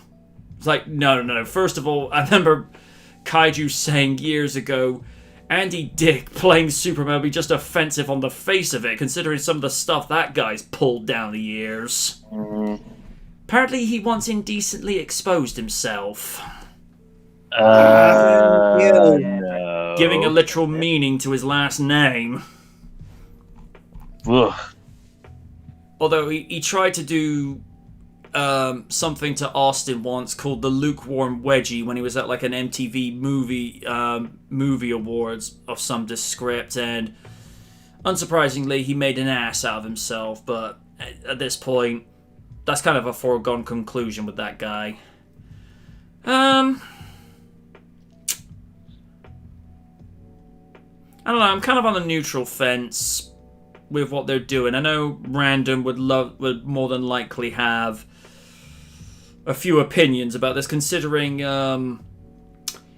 he scared the crap out of Lids when he gave his opinion about America Chavez 4 years ago. Yeah, I remember that. I was cowering in the corner, just like, what the hell is he doing? I know, Liz, that was not your favorite character either. Not really, no, because again, it was double patronizing, because it's like she was Latina and she was also gay, so it's like, okay, you're trying to pander to me and I don't like this. Pretty much what Random summed it up as. Because you didn't come up with the idea yourself and it would be much better. Exactly. Yeah, so I'm kind of not really calling a mulligan, but I'm just being neutral about this because I get what it's trying to do, but I don't know, I feel like it's playing with something that doesn't need to be played with. I'm gonna leave it at that. Steve, since you brought this topic to discussion, your 2 cents? Well, one thing is the plot of that is centered around her, because apparently, according to Screen Rant, the character is a student on a scholarship at a university where she finds out her best friend is terrorized by a wealthy student with family ties to the school, so basically elitists.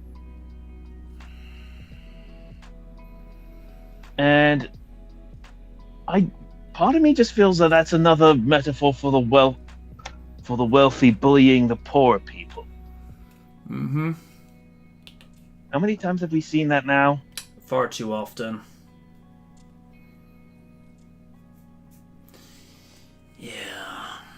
In two minds about it, because believe it or not, I'm half Filipino. Oh. Okay, cool. So much like how Kamala Khan showed her part of her side of culture when she was introduced into the Marvel universe.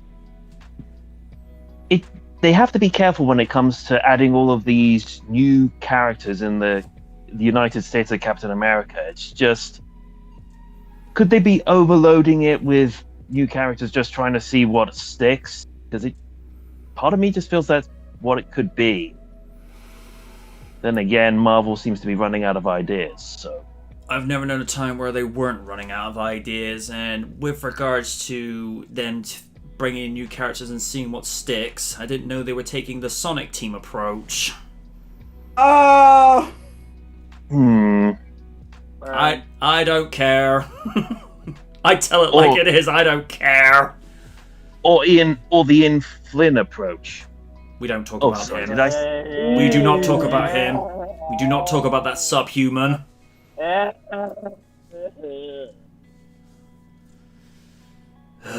anyway, for you win. And somewhere in the back, I don't like that man.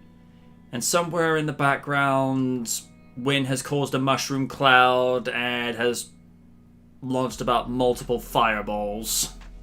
And deafened people within a 1,000-mile radius. Ah! Now, would that be her yelling or Navi yelling with her? Yes. Ah, Always. I see you're a lady of culture, Lids. I'm done. Anyone else want to turn? Mulligan. I don't want no part of it. The costume is cute, but I have no one part of this in what Marvel. The thing I care about is Daredevil, Punisher, shout out to Win, and Miles Morales. The rest I can give a rest. Yeah, I think you gave your 2 cents, didn't you, Lids? Yeah, basically mulligan. It's basically a mulligan. I don't fucking care. It's like, you can shove as many minorities into one character at once. It's not gonna make it good. I've made that very fucking clear. So, yeah, no thanks. Fair enough. And the only reason they're doing it is because they're trying to push the Captain America Winter Soldier show even more. Yeah. Come on, they're putting Tom Walker in, which he's only become relevant because of Falcon and the Winter Soldier. So. No, fuck that show. Well, on to another little article. Just as the original Jurassic Park celebrates its 28th anniversary, this week also sees the 6th anniversary of Jurassic World. In essence, it's trying to ape the first movie, but with a twist. The park had actually opened up finally and had been operating for 10 years until Henry Wu decides to get greedy and decides to do more genetic meddling.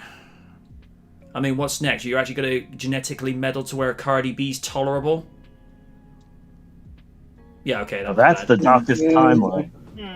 And apparently she's in Fast 9. Oh. And she's checking Dom out. How about no? Yeah, you gotta get past Letty, girl. Just saying. And Letty's... How Letty cuts you, lady? And Letty is very protective of her man. Just saying. I think what Jurassic World succeeds with is it gives you a glimpse of what Jurassic Park could have been. Had the disaster not happened, had Nedry not gotten greedy and sabotaged the island. The only thing I feel like Jurassic World lets itself down with, because again, it feels like it's plagiarizing the first movie a little bit, but I think it lost its uniqueness where you didn't have it touring the island like it would have done with the original, going around in the Ford Explorers and, you know, oh, I'm not gonna let that go. Screw you, Screen Rant. Where it would have gone around in the Ford Explorers visiting each individual paddock, because I feel like with the first movie, with the way it was done with design, it was done with character where the park was, you know, lending itself into its surrounding environment. It was actually trying to work with it, whereas with Jurassic World, I felt like the island was trying to adapt where a lot of theme parks were like in the modern age, where it's got this very light and bright image to where it loses some of the original design aesthetics from the original. And I don't necessarily take it personally where Colin Trevorrow said he wanted to make it where it's not quite sci-fi and not too futuristic, but I like things whereby it's not too realistic because it gives people something to shoot for in the future. I like in a sense where it can inspire people. I mean, a bit of an obscure thing to compare with, but the way that the ship's hallways in Star Trek Next Generation, along with the bridge, you don't see that in modern, in modern aviation or modern, ships out at sea in general. Although apparently, the original designer of the Enterprise, he was asked by the American Navy to have design elements incorporated into, at the time, what would have been one of the modern ships in the mid-1990s. He was never allowed to see said designs, but they did actually thank him. So I thought, okay, that's cool. But what I didn't like is that they tried to make Jurassic World feel like it was being almost like modern day reality. And that, for me, I'm not a fan of reality. It's one of the reasons I go to the movies to escape it, because it's bland, boring, mundane. You know, it's just how it is with me. I think writing-wise, it's nowhere near as polished as the first movie. It made us forget Jurassic Park 3. I'll give the movie that. But the characters that annoy me, the kids, I don't have that much of an angst towards Gray, because to me, Gray is just a modern interpretation of Tim. You know, he's just super stoked to be there, whereas Zach is there just to chase tail. He's, aside from when he's protecting his brother, he's basically horny throughout the entire movie, because all he's thinking about is girls. Granted, he was... I mean, to be fair, he is a teenage boy. I do get that, but it makes his character a little bit insufferable, because, as I've said when I did the 5th anniversary review last year, I would have had no problem if he'd gotten eaten. Yeah. A little bit sadistic, but at the end of the day, it's just a character. We're all sadistic at the end of the day, MJ. It's okay. What I thought was thought-provoking was the way that, with the kind of evolution the raptors went through. Now, obviously, these are not the same velociraptors from the original movie, because first of all, they all got killed off. But They're all dead.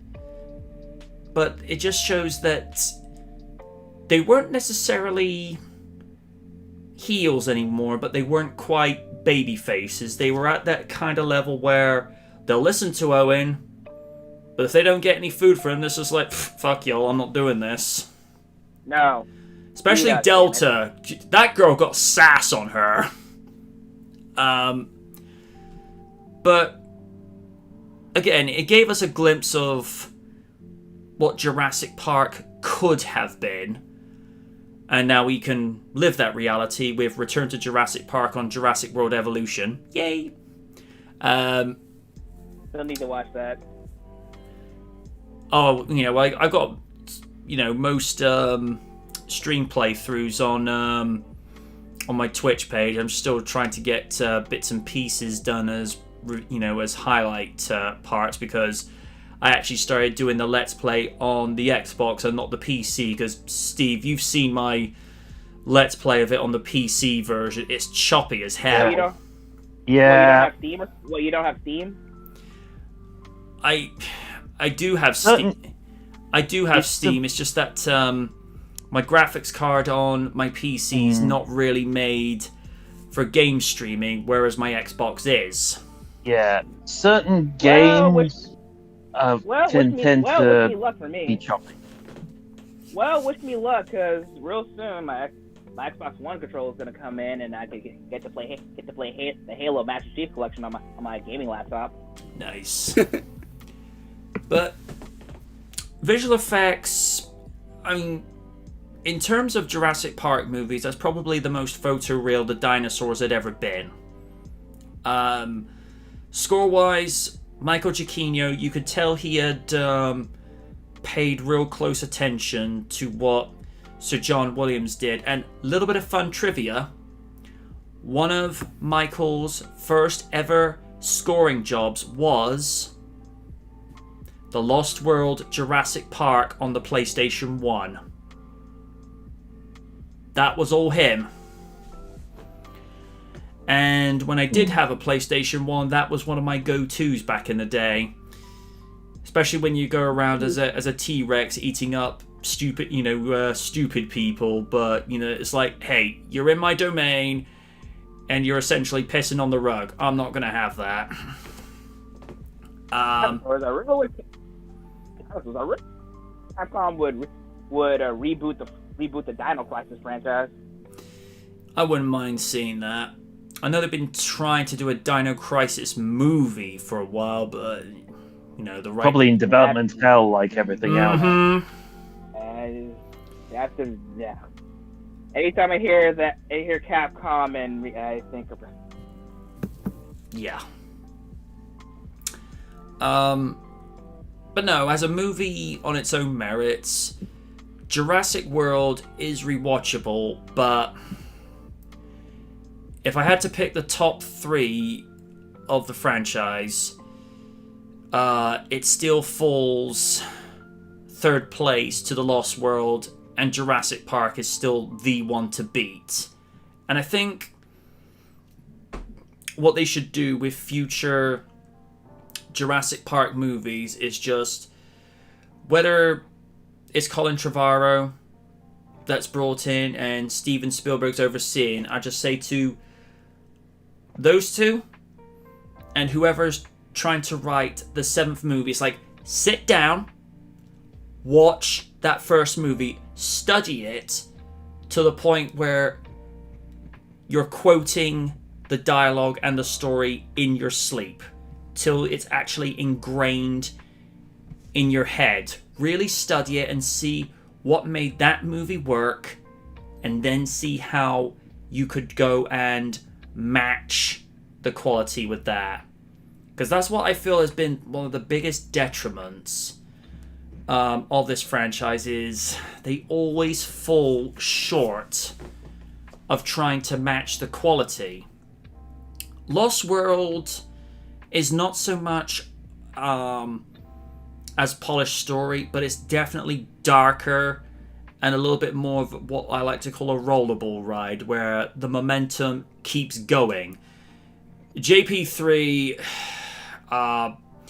is definitely the runt of the franchise. Jurassic World, Redemption, Fallen Kingdom, you feel like it's plagiarizing The Lost World far too much, with the main difference is the dinosaurs actually stay off the island this time. And the island's gone now. Bye-bye. Yeah, but we don't know what's happening with Sorna, though, because Sorna is apparently going to play a part in Dominion if the set photos from Trevorrow are anything to go by. But to what degree? That's the thing, because I'd like to believe somehow they're able to get the dinosaurs relocated to Site B, because if is what is going to happen that I think is going to happen, we're basically going to have the Age of Dinosaurs reborn all over the world in this movie, and not just on Isla Nublar and Isla Sorna. Because at least with those 2 islands, they were contained and the dinosaur could just run around and do what they wanted. But because they're on the mainland continents now, because apparently they shot some scenes of the movie in Egypt, so that's going to prove intriguing. And fun fact, I think the Spinosaurus and maybe the Dilophosaurus was discovered in Egypt. So that's going to be interesting to see what they do with that. But I know a fair portion of the movie is supposed to be taking place in Northern California, where Grant and Owen are supposed to come into contact with each other, and Grant is supposed to meet Blue. That's going to give him a lot of PTSD, because even though he studies raptors, he'd rather be millions of miles away from them. He deals better with fossil bones rather than the real thing. Except the difference, the main thing is, as far as we know, Blue is supposedly the last velociraptor on Earth, but if none of the animals from Site B have been touched, then there's going to be at least a good 500 velociraptors on Site B if they are supposed to reproduce like jackrabbits, like it's depicted in Jurassic Park 3. And because of their accelerated growth rate, they basically get to adulthood within 3 to 5 years as opposed to 10 to 20. Because it's theorized that a T-Rex doesn't reach full growth until about 20 to 21 years, whereas in Jurassic Park, Rexy's full size within 5 years because of the way the genetic code's been messed about with. Because, look at it from a patron's perspective, what are you more inclined to see in a paddock? A subadult or an infant T-Rex or a fully grown one? I rest my case. But, again, not the greatest sequel ever made, but it gets rid of the aftertaste that is that movie. So, Steve, please give your 2 cents on what is essentially Jurassic Park 4 before I go off on another tangent.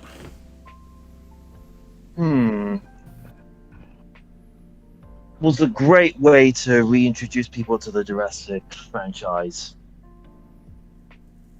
And probably as one of my favorite sequences involving dinosaurs, I'd have to say. No more to add. Lids, same question to you. I can't really like put anything that's already hasn't been said.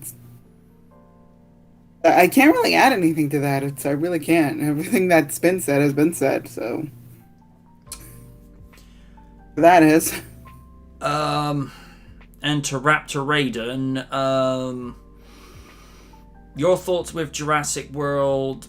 Does it hold up after 6 years? And how do you think it, even all these years later, how does it compare with the originals?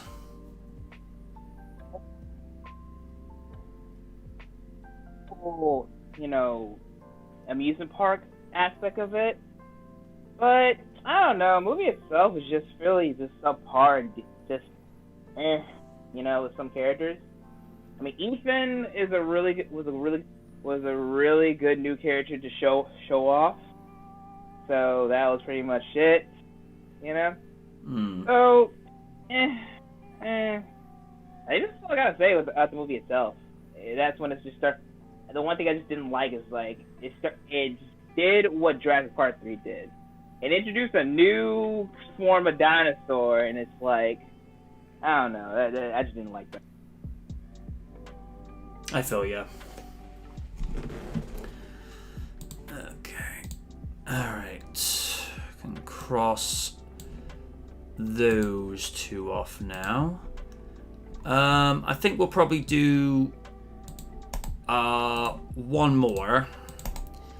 And then we'll call that a day, because we are trying diligently to stick to a 2-hour plus format. Trying being the key word here. She-Hulk set photos have Mark Ruffalo returning as mocap Hulk in Disney Plus series. Ooh, okay. Get my attention. The first images from the set of Marvel's upcoming She-Hulk Disney Plus series have now been released, and one of them featuring Mark Ruffalo, who is set to reprise the role of Bruce Banner and the Hulk. Wearing a motion capture suit and sporting what must be the now all too familiar mocap dots all over his face, the image confirms that Ruffalo will appear in the series as the Green Goliath and not just the human Bruce Banner. And if I go to the Twitter pic, nope, apparently for whatever reason that is not available now for Marvel News. Never mind then. Probably spoilers. Probably spoiler related or something. What a pleasure to meet Mark Ruffalo on the set of Marvel. Always inspired by his work. Such a cool, down-to-earth guy. It's rare to find people like this in this business, so deaf honor to be in the same set with him, said the caption shared alongside the images in the social media post. While the images don't show much, the use of further mocap on Ruffalo strongly suggests that he will continue to be Banner Hulk hybrid that first appeared in Avengers End Game. After battling for control for so many years, Banner and Hulk were finally able to put the differences aside following defeat at the hands of Thanos. Merging the brains and brawn to create an identity became known as Professor Hulk. Marvel fans have wondered whether this would be the version of the character featured in She-Hulk or whether Banner would revert to human form, and now it looks to now be the former. The Disney Plus She-Hulk series has quite the comedy pedigree behind it, and it will be run by Silicon Valley and Rick and Morty alumnum Jessica Gao, and is being directed by Kat Coiro, It's Always Sunny in Philadelphia, and Anu Valia, AP Bio. The show will be led by Orphan Black's Tatiana Maslany and center on Jennifer Walters, who is a lawyer and cousin of Bruce Banner. Jennifer inherits Banner's Hulk powers after receiving a blood transfusion from him, but unlike Bruce Banner, when she hulks out, Jennifer can retain most of her personality, intelligence, and, crucially, emotional control. But considering Bruce is now Professor Hulk, it kinda just has Jennifer on even playing field with him because he has control. It's a series about a woman trying to navigate the world and be taken as a working professional, and despite the fact she is well over 6'7" and green. Marvel Studios president Kevin Feige said during Marvel's presentation at the most recent Disney Investor Day event, the Marvel boss called the series very funny, before teasing the arrival of other characters from across the MCU. Since Jennifer Walters is a lawyer who specializes specifically in superhero-oriented legal cases, you never know what Marvel characters are going to pop up from episode to episode. Feige has since revealed a few more details, describing the series as a half-hour legal comedy, and something that Marvel Studios has never done before.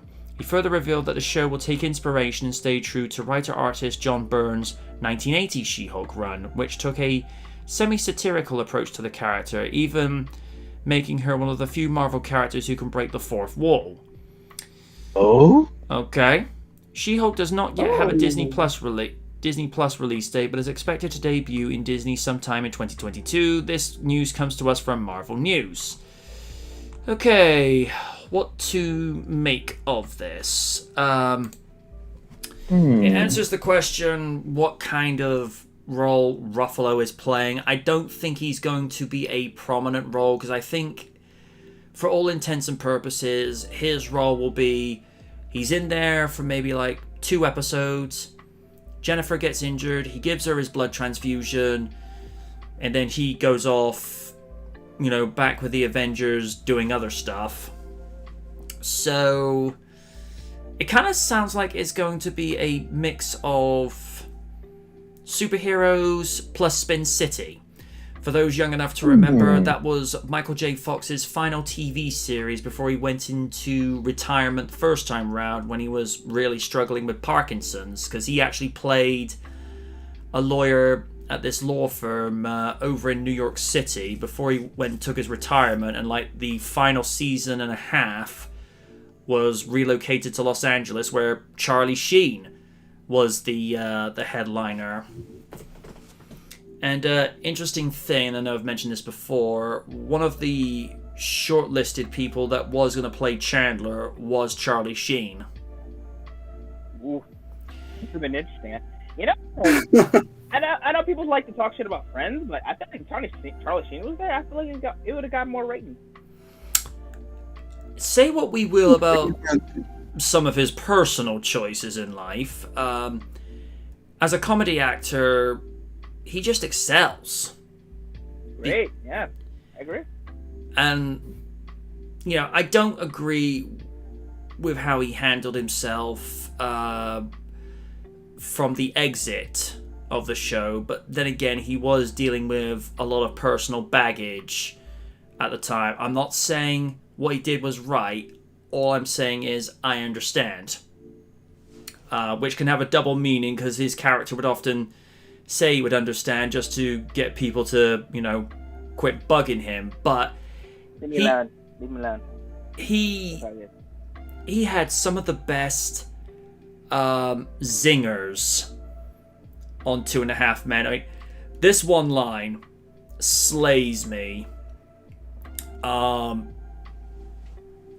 It was the episode where Alan's trying to get with his girl of the week, who happened to be French, and he criticizes Alan's attire after going out cycling. He goes, "Hey, Charlie, why are you mad for it? This is what they wear in the Tour de France." He goes, "Alan, I took the Tour de France, and all I was wearing was a smile and a condom." Oh, blimey. I think my favorite line was like in the second episode when I think Jake got punished or something. It's like, and then Charlie's like, "Charlie, I need you to be my eyes and ears." And then Charlie's like, that means you must have my. Well, that means you'll have my liver and prostate." I think one of the funnier ones. This is when Candy came into the fold. Oh God, that character. The situation, and for those listening, I don't condone this use of roleplay, considering in 2021 it's not too politically correct. But it's where Alan and Candy are role playing. He's playing the Catholic priest, and she's playing the Catholic schoolgirl. Yeah, again in 2021. I think Judith had a problem with that or some shit like that. I don't know. Yeah, and it goes along the lines of something like that's like, "Oh great, well I don't want her around my son," and Alan goes, "Oh, so I get to? So does that mean I get to screen the men you're dating? And let's not forget, I know about that guy with a truckload of sod. What's that supposed to mean? It doesn't take 2 months to put down a new lawn, Judith. Sounds like she got laid before the sod did." I love that. Got that BACK blown out, and that's all I'm gonna leave it there. It's just the look on Judith's face, and then Charlie just coming in and goes like, "Sounds like she got laid before the lawn did." You know. That was great. I know the character of Alan gets a lot of flack in that show, but just that once, I'm like, you know what? Good for him. He's put up with a lot of crap, and for once, Judith got put in her place, because I couldn't stand that character. Real, oh my lord! Always gotta be so condescending. Always gotta use Jake as a scapegoat for the men she dates. Mm-hmm. I mean, even though Jake nowadays as an adult is more loopy, but hey, you know, it happens. But yeah, nah. I get that the actress who played Judith is gorgeous. I will grant her that. But she's so good at playing a jackass. Because that's just what made it work. And then you get Holland Taylor as Evelyn. Lord, that woman. Oh God. Christ. She put a lot of shit with Charlie and Alan. I know. I mean, the fact that Charlie is basically a younger male version of his mother, because she probably has as much of an active sex life as he does. Yeah. Oh yeah. Like that time she dated that, and I'm using air quotes here, that millionaire Teddy. And after that, it was revealed that Teddy and Jenny McCarthy's character were actually like, you know, going at it in real life. Mm-hmm. There was a con man, con woman team. Mm-hmm.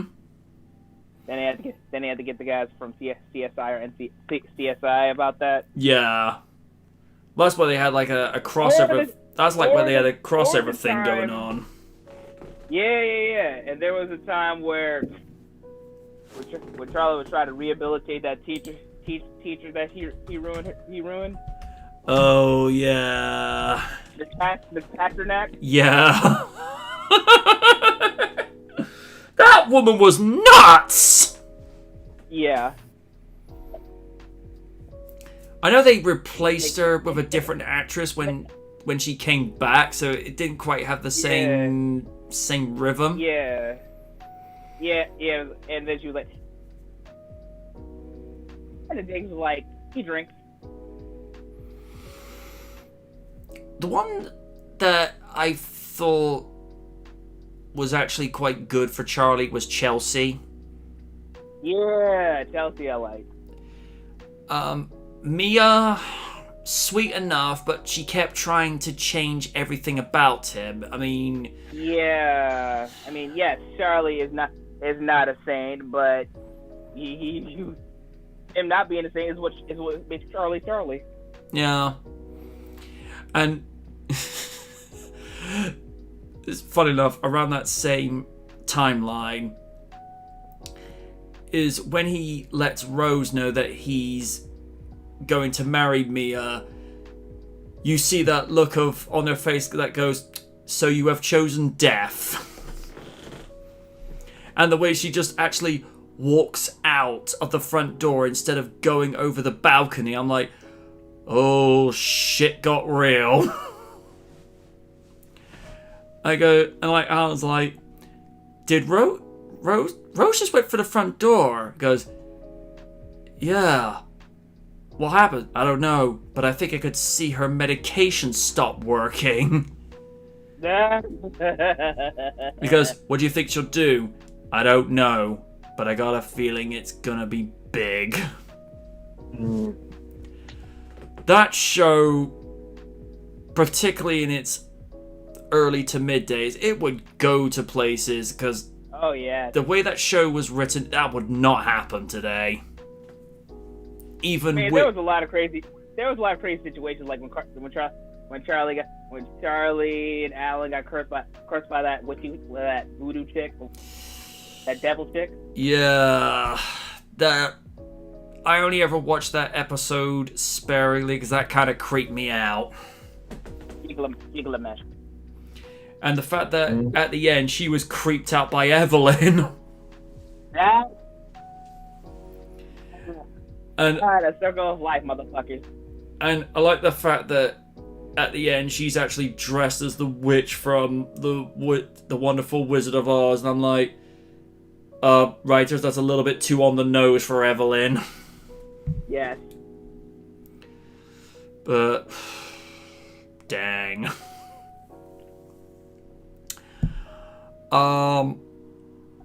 Going way off topic, Steve, thoughts on the tone that we're obviously going to get from She-Hulk being something of a comedy action show?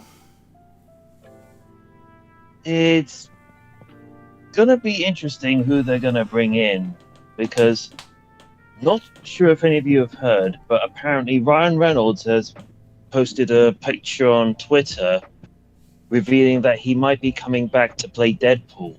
Cool. And considering that they're going with the tone of She-Hulk, where she was in the comics, where she on occasion broke the fourth wall, I'm wondering, what if they may try to bring Deadpool into the show for an episode? The world will implode. Kind of like how the world imploded when Deadpool and Pinkie Pie got together. Oh God, no! Yeah. No! Y'all know what I'm talking about. Yeah. Mm-hmm. I see fan art being created. Oh God! She She-Hulk starts talking to the fourth wall, and all of a sudden, Deadpool's like, "Hey, that's my shtick." Of course, they did something similar with The Mask versus Deadpool. Shows up. Yeah. Oh, Lord. Yeah. That shit. And there's a reference in Marvel vs. Capcom 3 where She-Hulk goes to Deadpool. You know, if this was 1980, I would be breaking the fourth wall before you. That's true.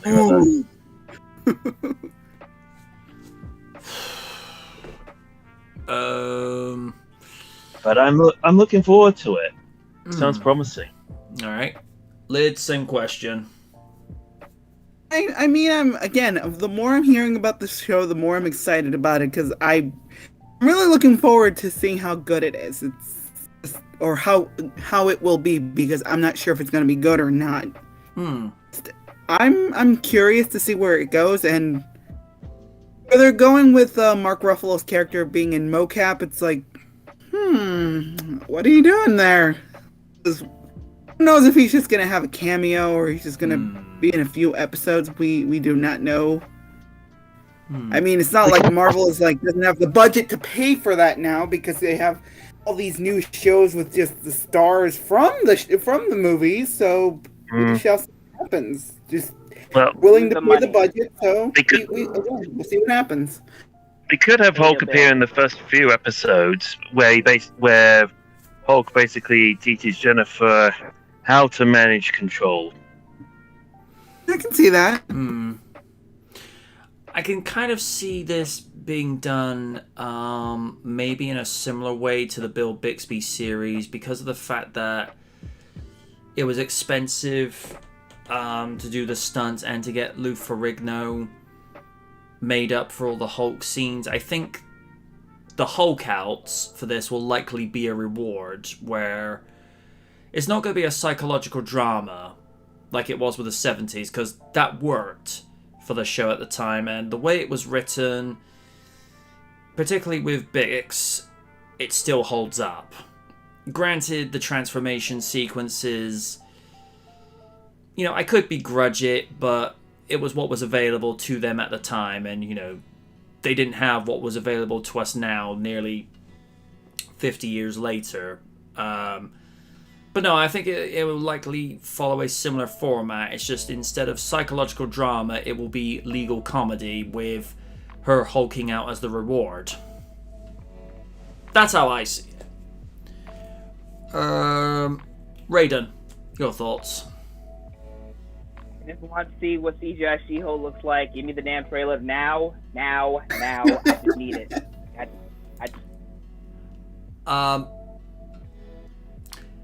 Not to go off on too much more of a tangent, but there is kind of a fan fiction graphic comic of Buffy and Dawn cursed as female green and grey Hulks. Oh, I've read that comic. Oh God, no! I know what you're talking about. Oh God.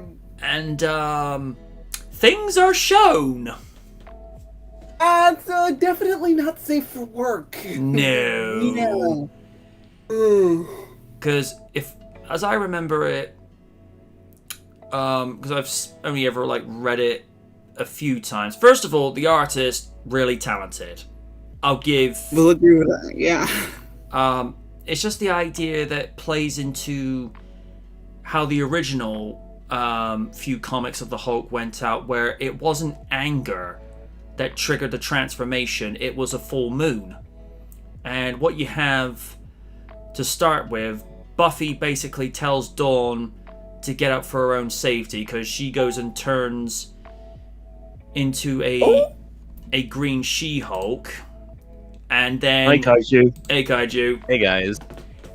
And then you have Dawn turning into a grey female Hulk, which is a little bit weird, but, kind of plays more into the horror aspect of which, the Buffy series was known for around that time. So it was amusing, to say the very least.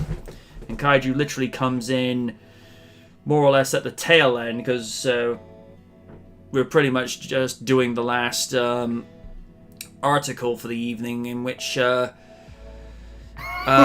Ruffalo has been seen on the set of the Disney Plus series She-Hulk, and it looks like he's in mocap mode. Okay, so it looks like we may be having Professor Hulk, his Professor Hulk persona in this series. Yeah. Mm-hmm. That way. Interesting. All right, so they got some Professor Hulk money then. Nice. Well, although I'm pretty sure he's probably not going to be in the show for long in that case. That was our feeling about it as well. Yeah. How many episodes is the series supposed to last for? That's a good question. Like Captain no, I said Captain Falcon. Captain The Falcon and Winter Soldier. The Falcon and Winter Soldier was like 6 episodes. So if they could like spread their budget accordingly, they could pull it off. In that case, Yeah, I think I don't know how many episodes are going to be in that Loki series, but I'm thinking it's going to be short. With especially with with the effects they're going with that series. I'm like, gee. yeah. Even like their longest series, WandaVision, is only 9 episodes. Which by the way, I'm so glad that they're not trying to like artificially extend these series like the Netflix Marvel shows, where they went on for, I feel like, several episodes too long for each season.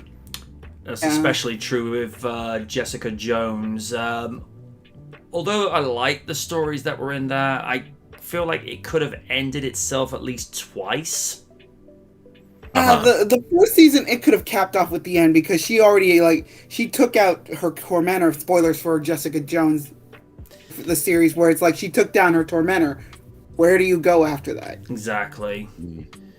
And yeah, that show, I feel like at times was maybe a tiny too bit catering to the adults a bit too much because, damn, Kristen Ritter, I don't think that many love scenes were meant to be required, but I don't think her co-stars were complaining. It was Netflix. This was, early on in like streaming television shows where I'm pretty sure they wanted to like experiment with how with what they couldn't get away with on television, I'm sure. Yeah, because some of those scenes included I can never remember this actress's name, but you remember the byline of "He's my advisor." The first Transformers movie.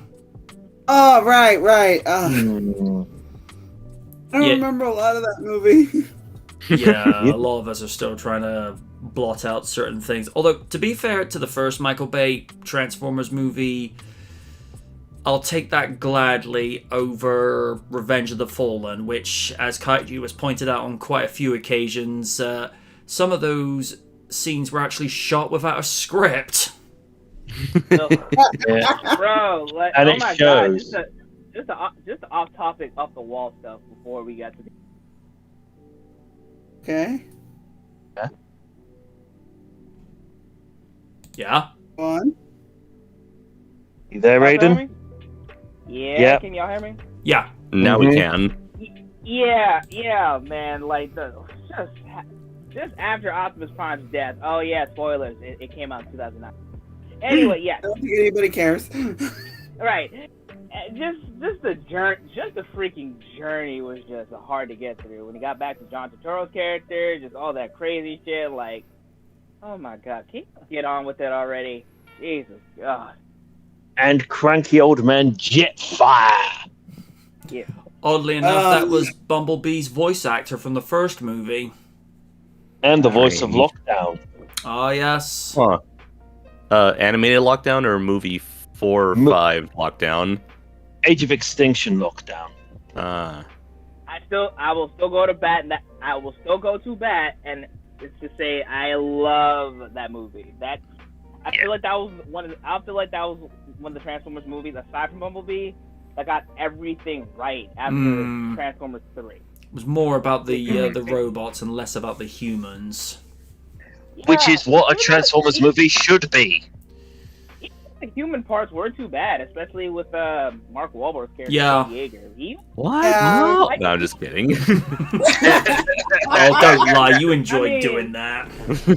What? No. Plus, he celebrated his 50th birthday this week. Good for him. And what? No. I'm 50? No. No. And I guess, and I guess we will never acknowledge the movie that should not be named until MJ goes into a riot. No, don't do that. Cogman. Don't go there, bro. Okay. The long silence should speak for itself. Yeah. Oh, Dan's just saying I'm directly beneath the enemy. Oh no! Do you know there's a website called that? No, I didn't. I did not. But now Yeah. I'm kind Oh no, not that deep, not that damn. Oh god.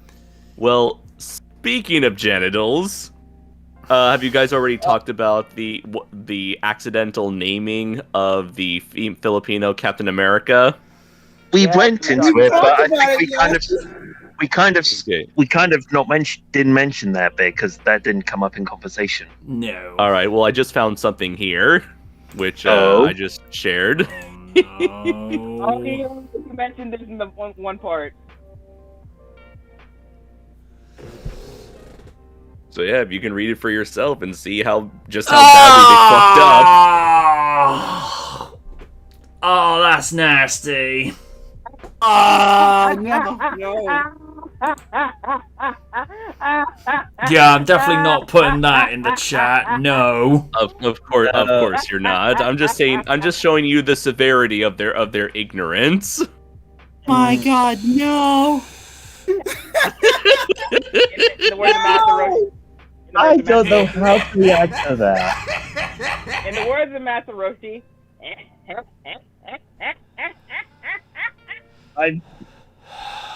I'm conflicted. Do I need an adult? Can I be that adult? No! Ooh, I No, could be. you're not. I could be an adult. I'm Elman. I'm always an adult. This is the first I'm hearing of it. And there's one more. People on Twitter are definitely going wild over the reveal. So this is just course. the last one that I Of found. course they are. It's Twitter. Okay, yeah, I'm on Twitter a lot, so. Yeah. So yeah. My God! Oh. This is what happens when you get a bunch of non-Filipinos to try to, for lack of a better term, appropriate a culture they have no experience with and create something without checking with somebody first. I'm not sure how to feel about Filipino. It's just, Oh God! it kind of reminds me of a story. Former Welsh international soccer player known as John Toshak. Steve might know where I'm going with this. He used to manage the Turkish national side, and they kind of laughed at his last name. And when he got them to, come out with it, they said Toshak is Turkish for bollocks. Oh. Okay. Yeah. I'm surprised his last name wasn't Bellend. No. No, that'd be too obvious. Or Balzac. Well, Oh, wait a minute. You know what? That reminds me of something. And Double Toasted with their anniversary review of Shrek. I finally know what Lord Farquaad means. I personally found out within like the last 2 years. Hey man, I was young. I didn't know either. Oh, we were all young. Don't worry, man. We were all For a lot of young. us.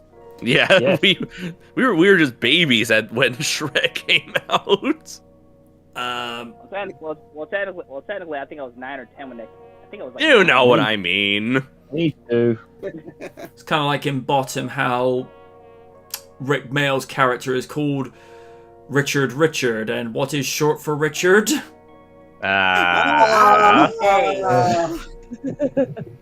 Nice. They even have. Seriously, I knew that when I was watching freaking Batman the Animated Series. Yeah, and funnily enough, in one of the episodes, the pub landlord of the Lamb and Flag is actually called Dick Head. Okay. Yeah. And this will be prevalent. Well, not necessarily prevalent for Steven, but he should recognize this name. His daughter, Veronica Head, is the one who plays Safi in Absolutely Fabulous. Oh. Julia Sawala. Oh. And here's a funny thing. Apparently one of Steven Spielberg's greatest regrets is never working with Julia's on-screen mother in Jennifer Saunders. It's one of his biggest career regrets that he never got to work with her. Oh. Oh no, Jennifer's still around. It's just, you know, different circles and what have you. And she's actually trying to save comedy because she's an advocate for free speech and not for... When I say politically correct humor, I'm not saying where everything is like sort of you know, there's like no how do I word this? Not have the sort of humor where nothing racial or homophobic is said. She just wants comedy to work where not even remotely offensive things can come out. That's not how comedy works. Exactly. I mean, hey, look, hey, as long as we have guys like Dave Chappelle and Bill Burr, we good. Dave Chappelle just does not care. Neither did Chris Rock back in the day. Oh, no. Or George Carlin. Oh God! Imagine if George Carlin had lived long enough to see this time period right now. He'd have a freaking field day with SJWs. Oh. He did say something one time that I did kind of perk up and, you know, give a nod of agreement and respect. Someone goes to him, you know, there's no I in team. He goes, you're right, but there is an I in intelligence, individualism, and integrity. And I'm like, yeah, I can't fault that. While it is good to be a team player, sometimes it helps to have a little bit of an individual perspective. Mm-hmm. And I think it was, not to get into too much of a philosophical thing, but heck, that's kind of what I'm known for. Albert Einstein was once quoted saying, "They who walk with the group walk no further than the group, but he who walks his own path finds himself in places he never expected."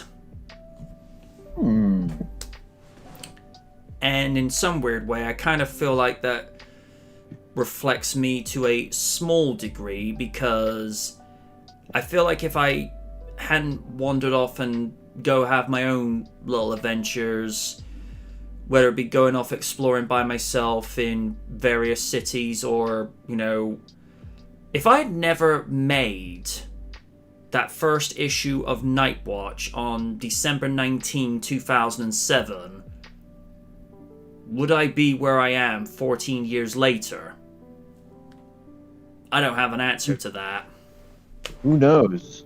Certainly would have never gone to LA 9 years ago this October, which, by the way, I will never trade that experience for anything. Probably would... I probably would have done live streaming at some stage, but would it have taken the form that it does now?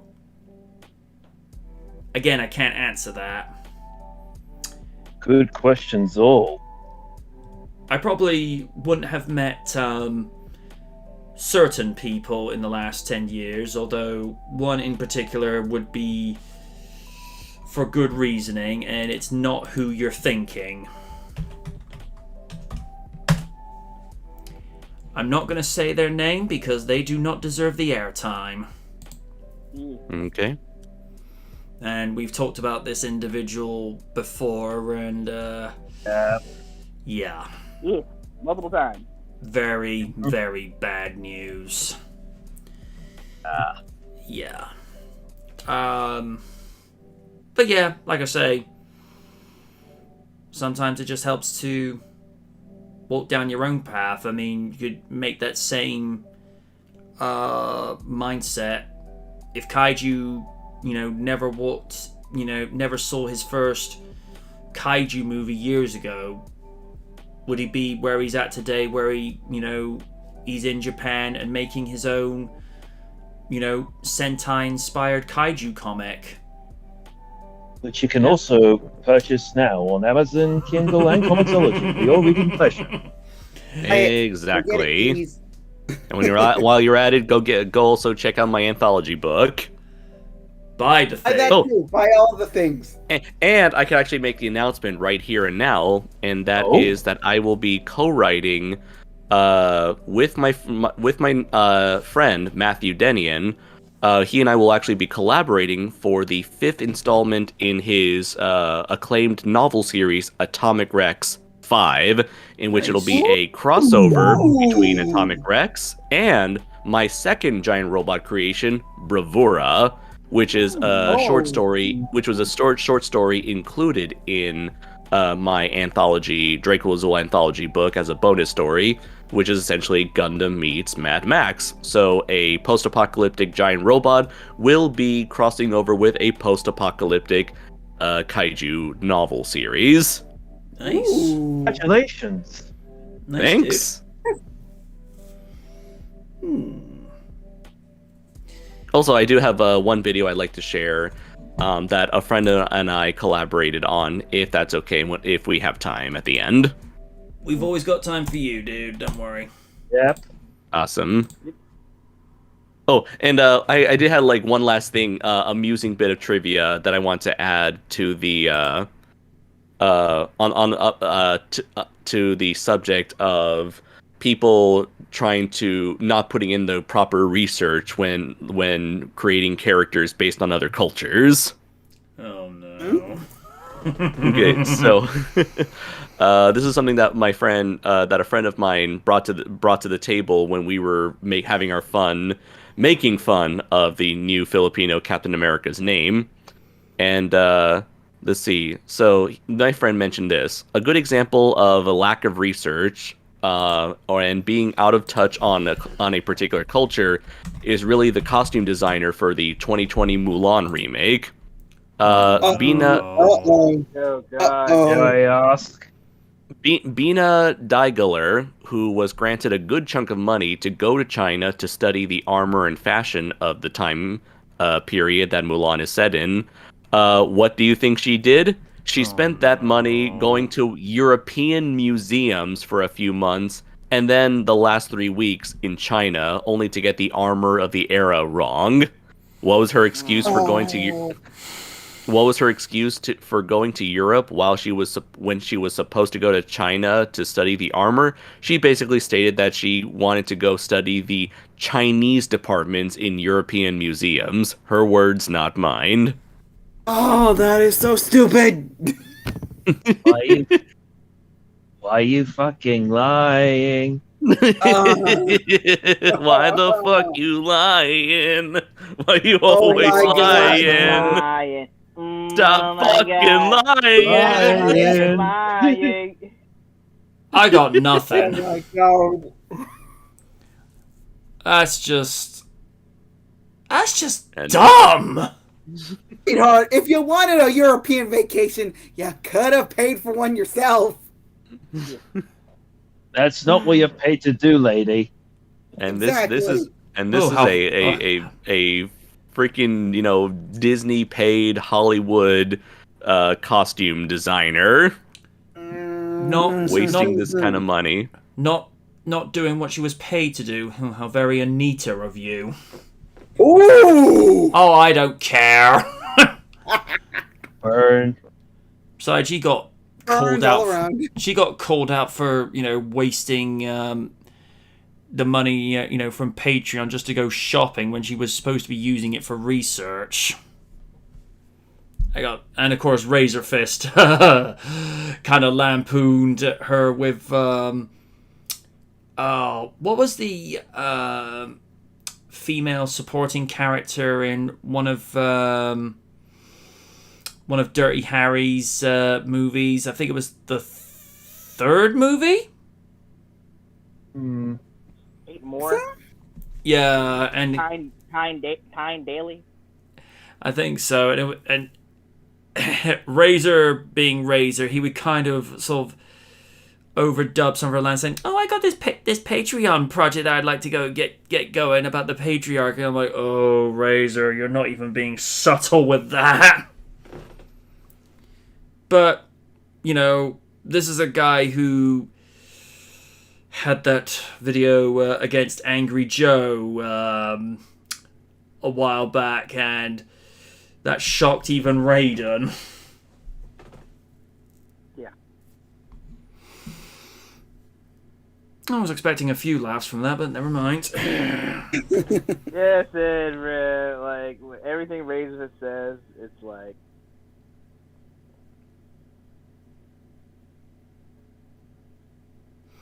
I think he's having audio problems again.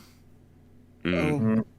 Can y'all hear me? Yes. Now we can hear you. Yeah, we can hear you. Good. Thank you.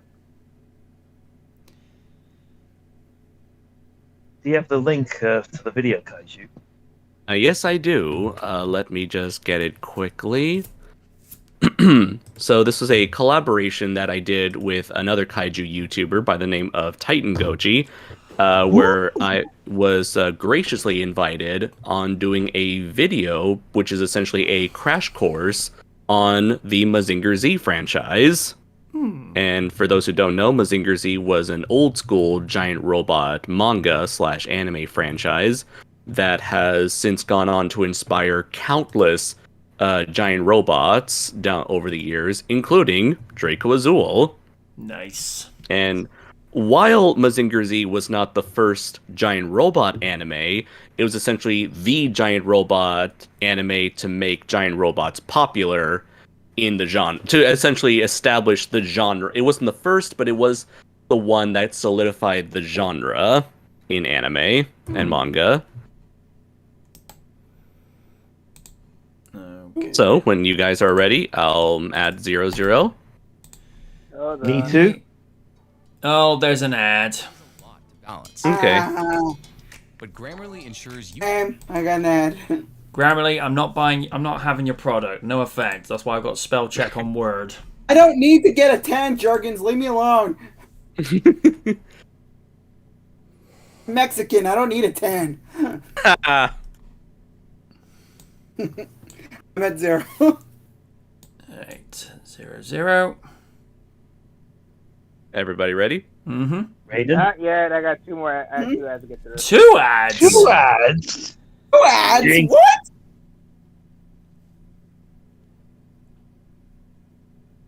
Alright, everybody. Okay, ready? hold on. Let me get to 0. Okay. Okay, I'm ready. Awesome. All right then. So 3, 2, 1, go. This video is brought to you by Baiyi. Ooh.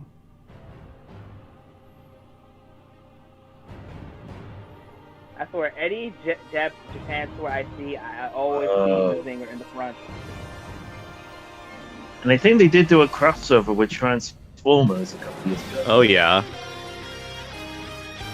And I remember, if anyone remembers the When show publishing for Megazex Shueisha, the company behind Shonen Jump, Go Nagai was met with both success and controversy during his early years as a there was an mangaka. episode But that when had he a lot founded of Dynamic tributes, and Productions in Mazinger was one of them. 1970, Nagai would Yeah, end up seeing very- greater fame, very iconic. being responsible for numerous properties that I'm sure need no introduction.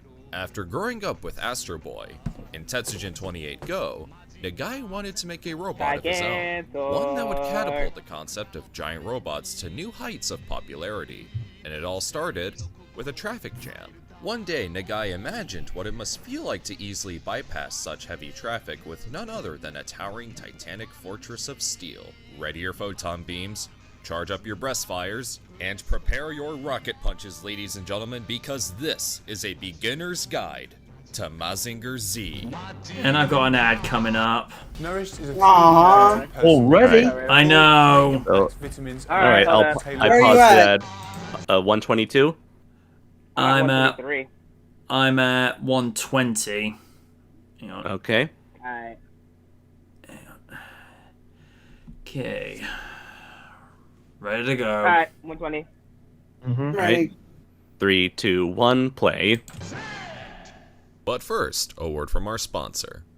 Buyee is a service I've been using for the past year and I do not regret it one bit. Gone are the days of searching far and wide for Japanese collectibles in person or having to deal with overpriced items at a convention's dealer's room. With Buyee, you can purchase Japanese products straight from Japan. Just pick your store and search for your item in Japanese. No need to cover some rando's vacation expenses. All you're paying for is the item, a service fee, and shipping.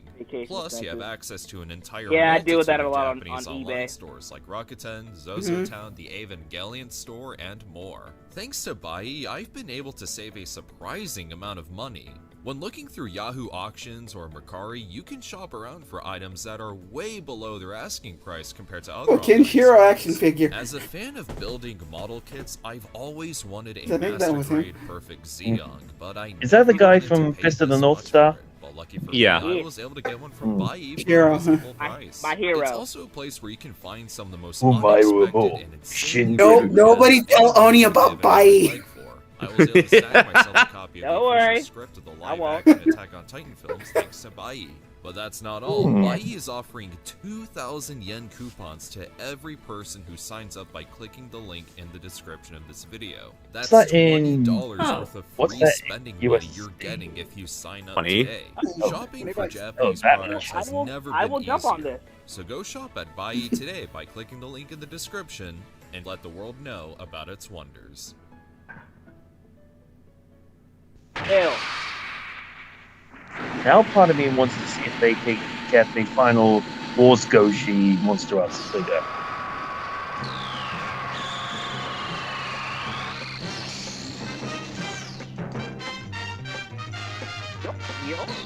Mazinger Z began life as Energer Z, a concept in which a motorcycle would combine with a giant robot. But due to the success of Kamen Rider, another motorcycle-driving hero, the motorcycle was swapped with a hovercraft. Thus, Mazinger Z was released to the masses as a manga series that ran from October 1972 to September 1974. The story follows a young, hot-blooded teen named Koji Kabuto, who one day comes across a giant robot created by his grandfather to combat the evil forces of Dr. Hell. Koji would become the pilot of the awesome Mazinger Z and battle a series of giant mechanical monsters Dr. Wily. called Kikaiju, led by Dr. Hell in Another his pursuit ad! of world domination. Fuck, dude! Seriously? Strange. Hold on. Where is it? 4 minutes? 402. Wait a minute, hold 402. on. Yep. I got a couple too. Hold on. More than one? There's another Okay, I'm ad popping up. 402. Strange. Alright, hold on. Let me get to 402. Alright. Oh. Wait. Alright. What? I'll get the 402. Mm-hmm. Everybody ready? Yep. Mm-hmm. Uh-huh. Okay. So 3, 2, 1, go.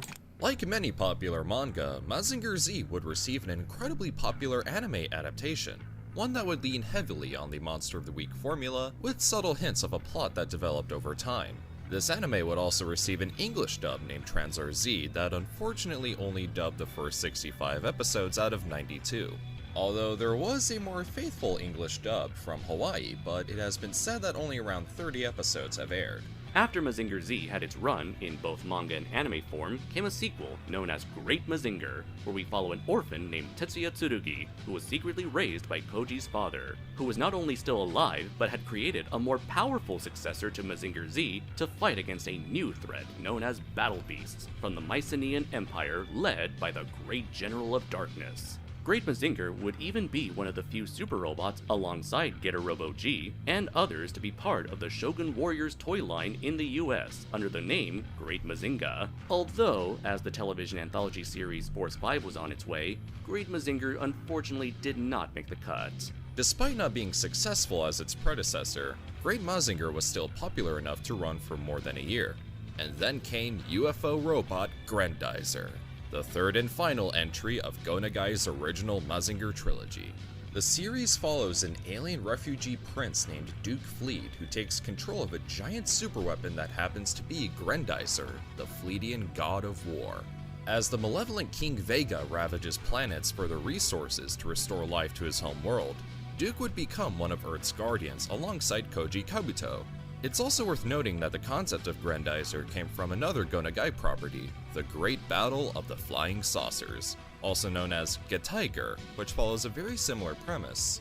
Even though Grendizer would be the richest in storytelling within this trilogy, it still was not as popular as Mazinger Z locally in Japan. However, it would have a much greater international presence in both Europe and the Middle East. And even though this is part of the original Mazinger trilogy, it is technically not canon to Z and Great due to disagreements with Toei and animator Shingo Araki. Despite this, Grendizer would appear in Shogun Warriors as Goldorak, its international name in certain countries, and unlike Great Mazinger, the character would appear in the Force 5 cartoon. To this day, Grendizer still has a massive underground following thanks to the aforementioned media. For the past several decades, the Mazinger Z franchise has spawned tons of media, including this neat little Manulife commercial where the famous super robot lives a normal life as a hardworking citizen. Figured it was worth mentioning because, my god, it's beautiful. Among this original trilogy, only Mazinger Z and Great Mazinger have DVDs released from Discotech, with Great also receiving a Blu-ray release. Nothing for Grendizer, unfortunately, so you may need to resort to not very legal means to watch that show. Plus, these three anime have their own respective short films, such as Mazinger Z vs. Devilman, Mazinger Z vs. the Great General of Darkness, Great Mazinger vs. Getter Robo, plus many more. And these will require some digging to find and watch, but that is rarely the case for these upcoming recommendations. Shin Mazinger Z, or Mazinger Edition Z The Impact, is a 2009 anime series that ran for 26 episodes, directed by the legendary Yasuhiro Imagawa.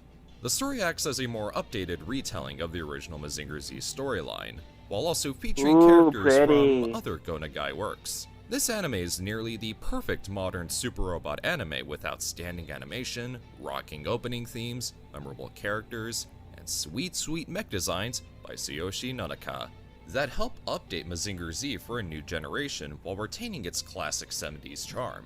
Unfortunately, while the series was setting up a Shin Great Mazinger sequel, Shin Mazinger Z never received such a follow-up, as it would end on a painful cliffhanger. However, that hasn't stopped fans from calling it the go-to Mazinger Z anime, which you can stream on Retro Crush. Up next on our recommendations is the 7-episode OVA Mazin Kaiser, released 8 years prior. This series features characters from both Mazinger Z and Great Mazinger, and is centered around a very powerful mech that was a secret project by Koji's grandfather after Z's completion. This, of course, would be the titular Mazin Kaiser. Old man, how many robots did you build? Another retelling of the original Mazinger Z manga, with certain episodes adapted from selected chapters. Only this time, Great and Kaiser are thrown into the mix. This is what happens when I retire. In the form of Mazin Kaiser versus the Great General of Darkness, based on one of the aforementioned Mazinger films, Mazinger Z vs. the Great General of Darkness, in which Koji and company fight the titular villain and the Mycenaean Empire. Unfortunately, you may have to do a little digging to watch these, as they are not available on any streaming services, and while there was a DVD release for Mazin Kaiser in the States, it's currently out of print. But if you want to see more Mazin Kaiser action, there's the 3-episode OVA, Mazin Kaiser SKL, which is a much more imagine Fists of the North Star, Godzilla Final Wars, and Mazin Kaiser thrown in a blender with hints of Devilman and Violence Jack. Yeah, it's that crazy.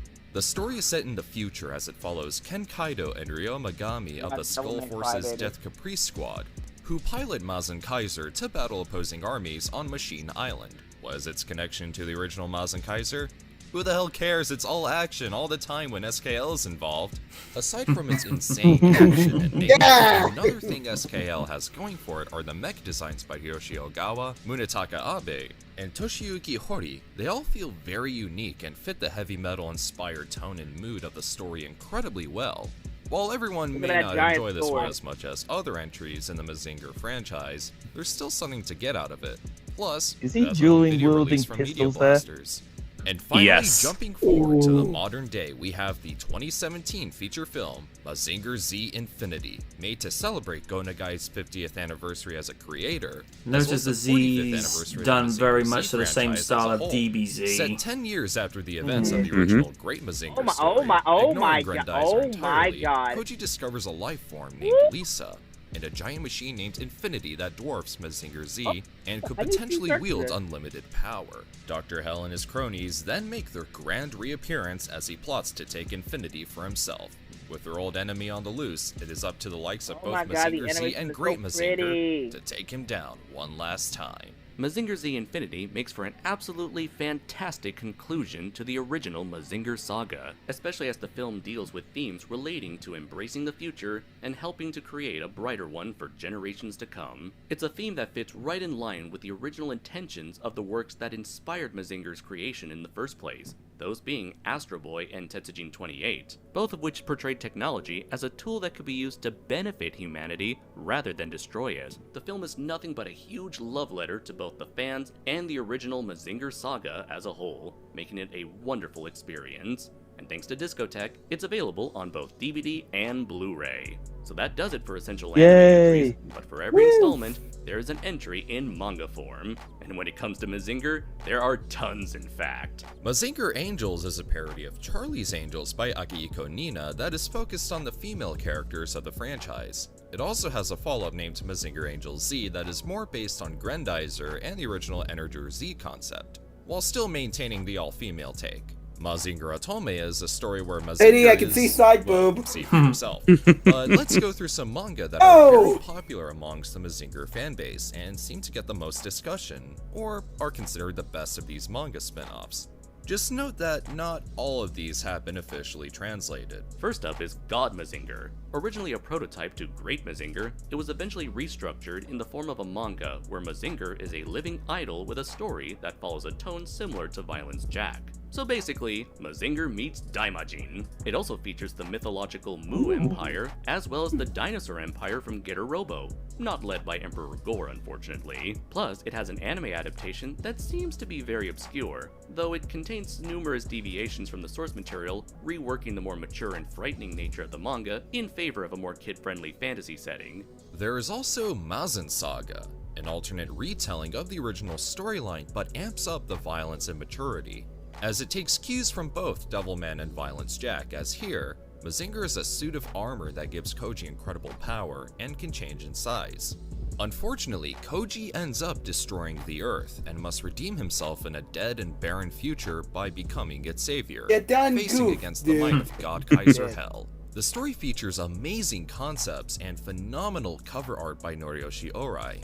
Sadly, it was cancelled prematurely, and right before Mazen Saga was about to fight Devilman X. You're telling me we could have gotten an actual fight between Mazinger Z and Devilman, but Go Nagai decided to pull the plug on it? Guess I'll just play Mazen Saga Mutant Fighter on Sega Genesis. Or watch Mazinger Z vs. Devilman. Then there's simply Mazinger, or better known as Mazinger USA, a one-shot created by Go Nagai to help give further exposure to the franchise overseas, and was inspired by Gulliver's Travels, as in the future, Koji and Mazinger would be transported to an alternate dimension during a great war. Also, this knight design for Mazinger is awesome, as it borrows elements from Mazen Saga, and bears a resemblance to Mazen Kaiser, which didn't come till later.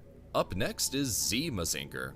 Yes, that is in fact its name. It's yet another retelling of the original story, this time with elements from Greek mythology and how Mazinger was modeled after the Greek god Zeus, which was something that would later be seen in the Shin Mazinger Z anime, and here, Dr. Hell is the reincarnation of Hades, leading an army of Ki Kaiju as you'd expect, so Koji and company rebuild the body of Zeus into a giant super robot. Finally, there's Yoshiaki Tabata and Yuki Yugo's Shin Mazinger Zero, which ran simultaneously as the Shin Mazinger Z anime, but the two aren't connected in any way. In a future where all of mankind but Koji is wiped out at the hands of Mazinger Z, who has at this point become strong enough to wipe out the entire universe, Minerva X, a female android created by Koji's grandfather alongside Mazinger Z, transports his soul to the past in an attempt to prevent such future events from happening. This manga would also mark the appearance of Mazinger Zero. You know Getter Emperor and Ideon, two mechs that contain enough power to make the likes of Galactus and Unicron piss their pants?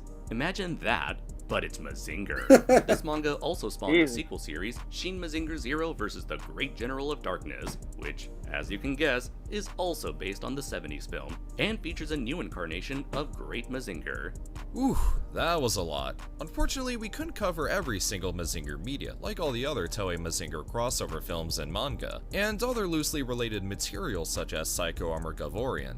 But we hope this video served as a nice little crash course on what the Mazinger Z franchise is all about, and motivated you just enough to check it out.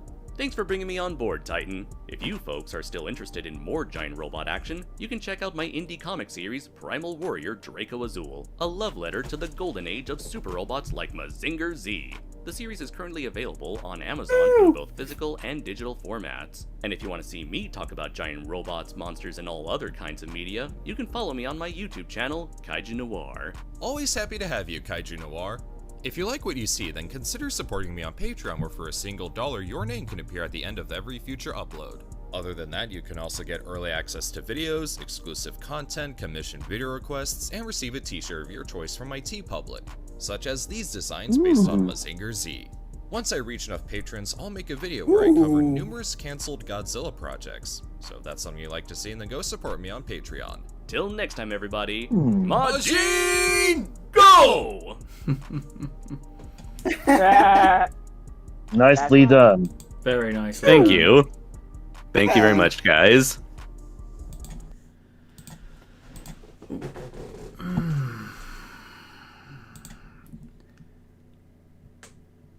Sean says, I see Mazinger Z Infinity movie. It was good. Love the Mazinger Z versus everyone fight. Awesome.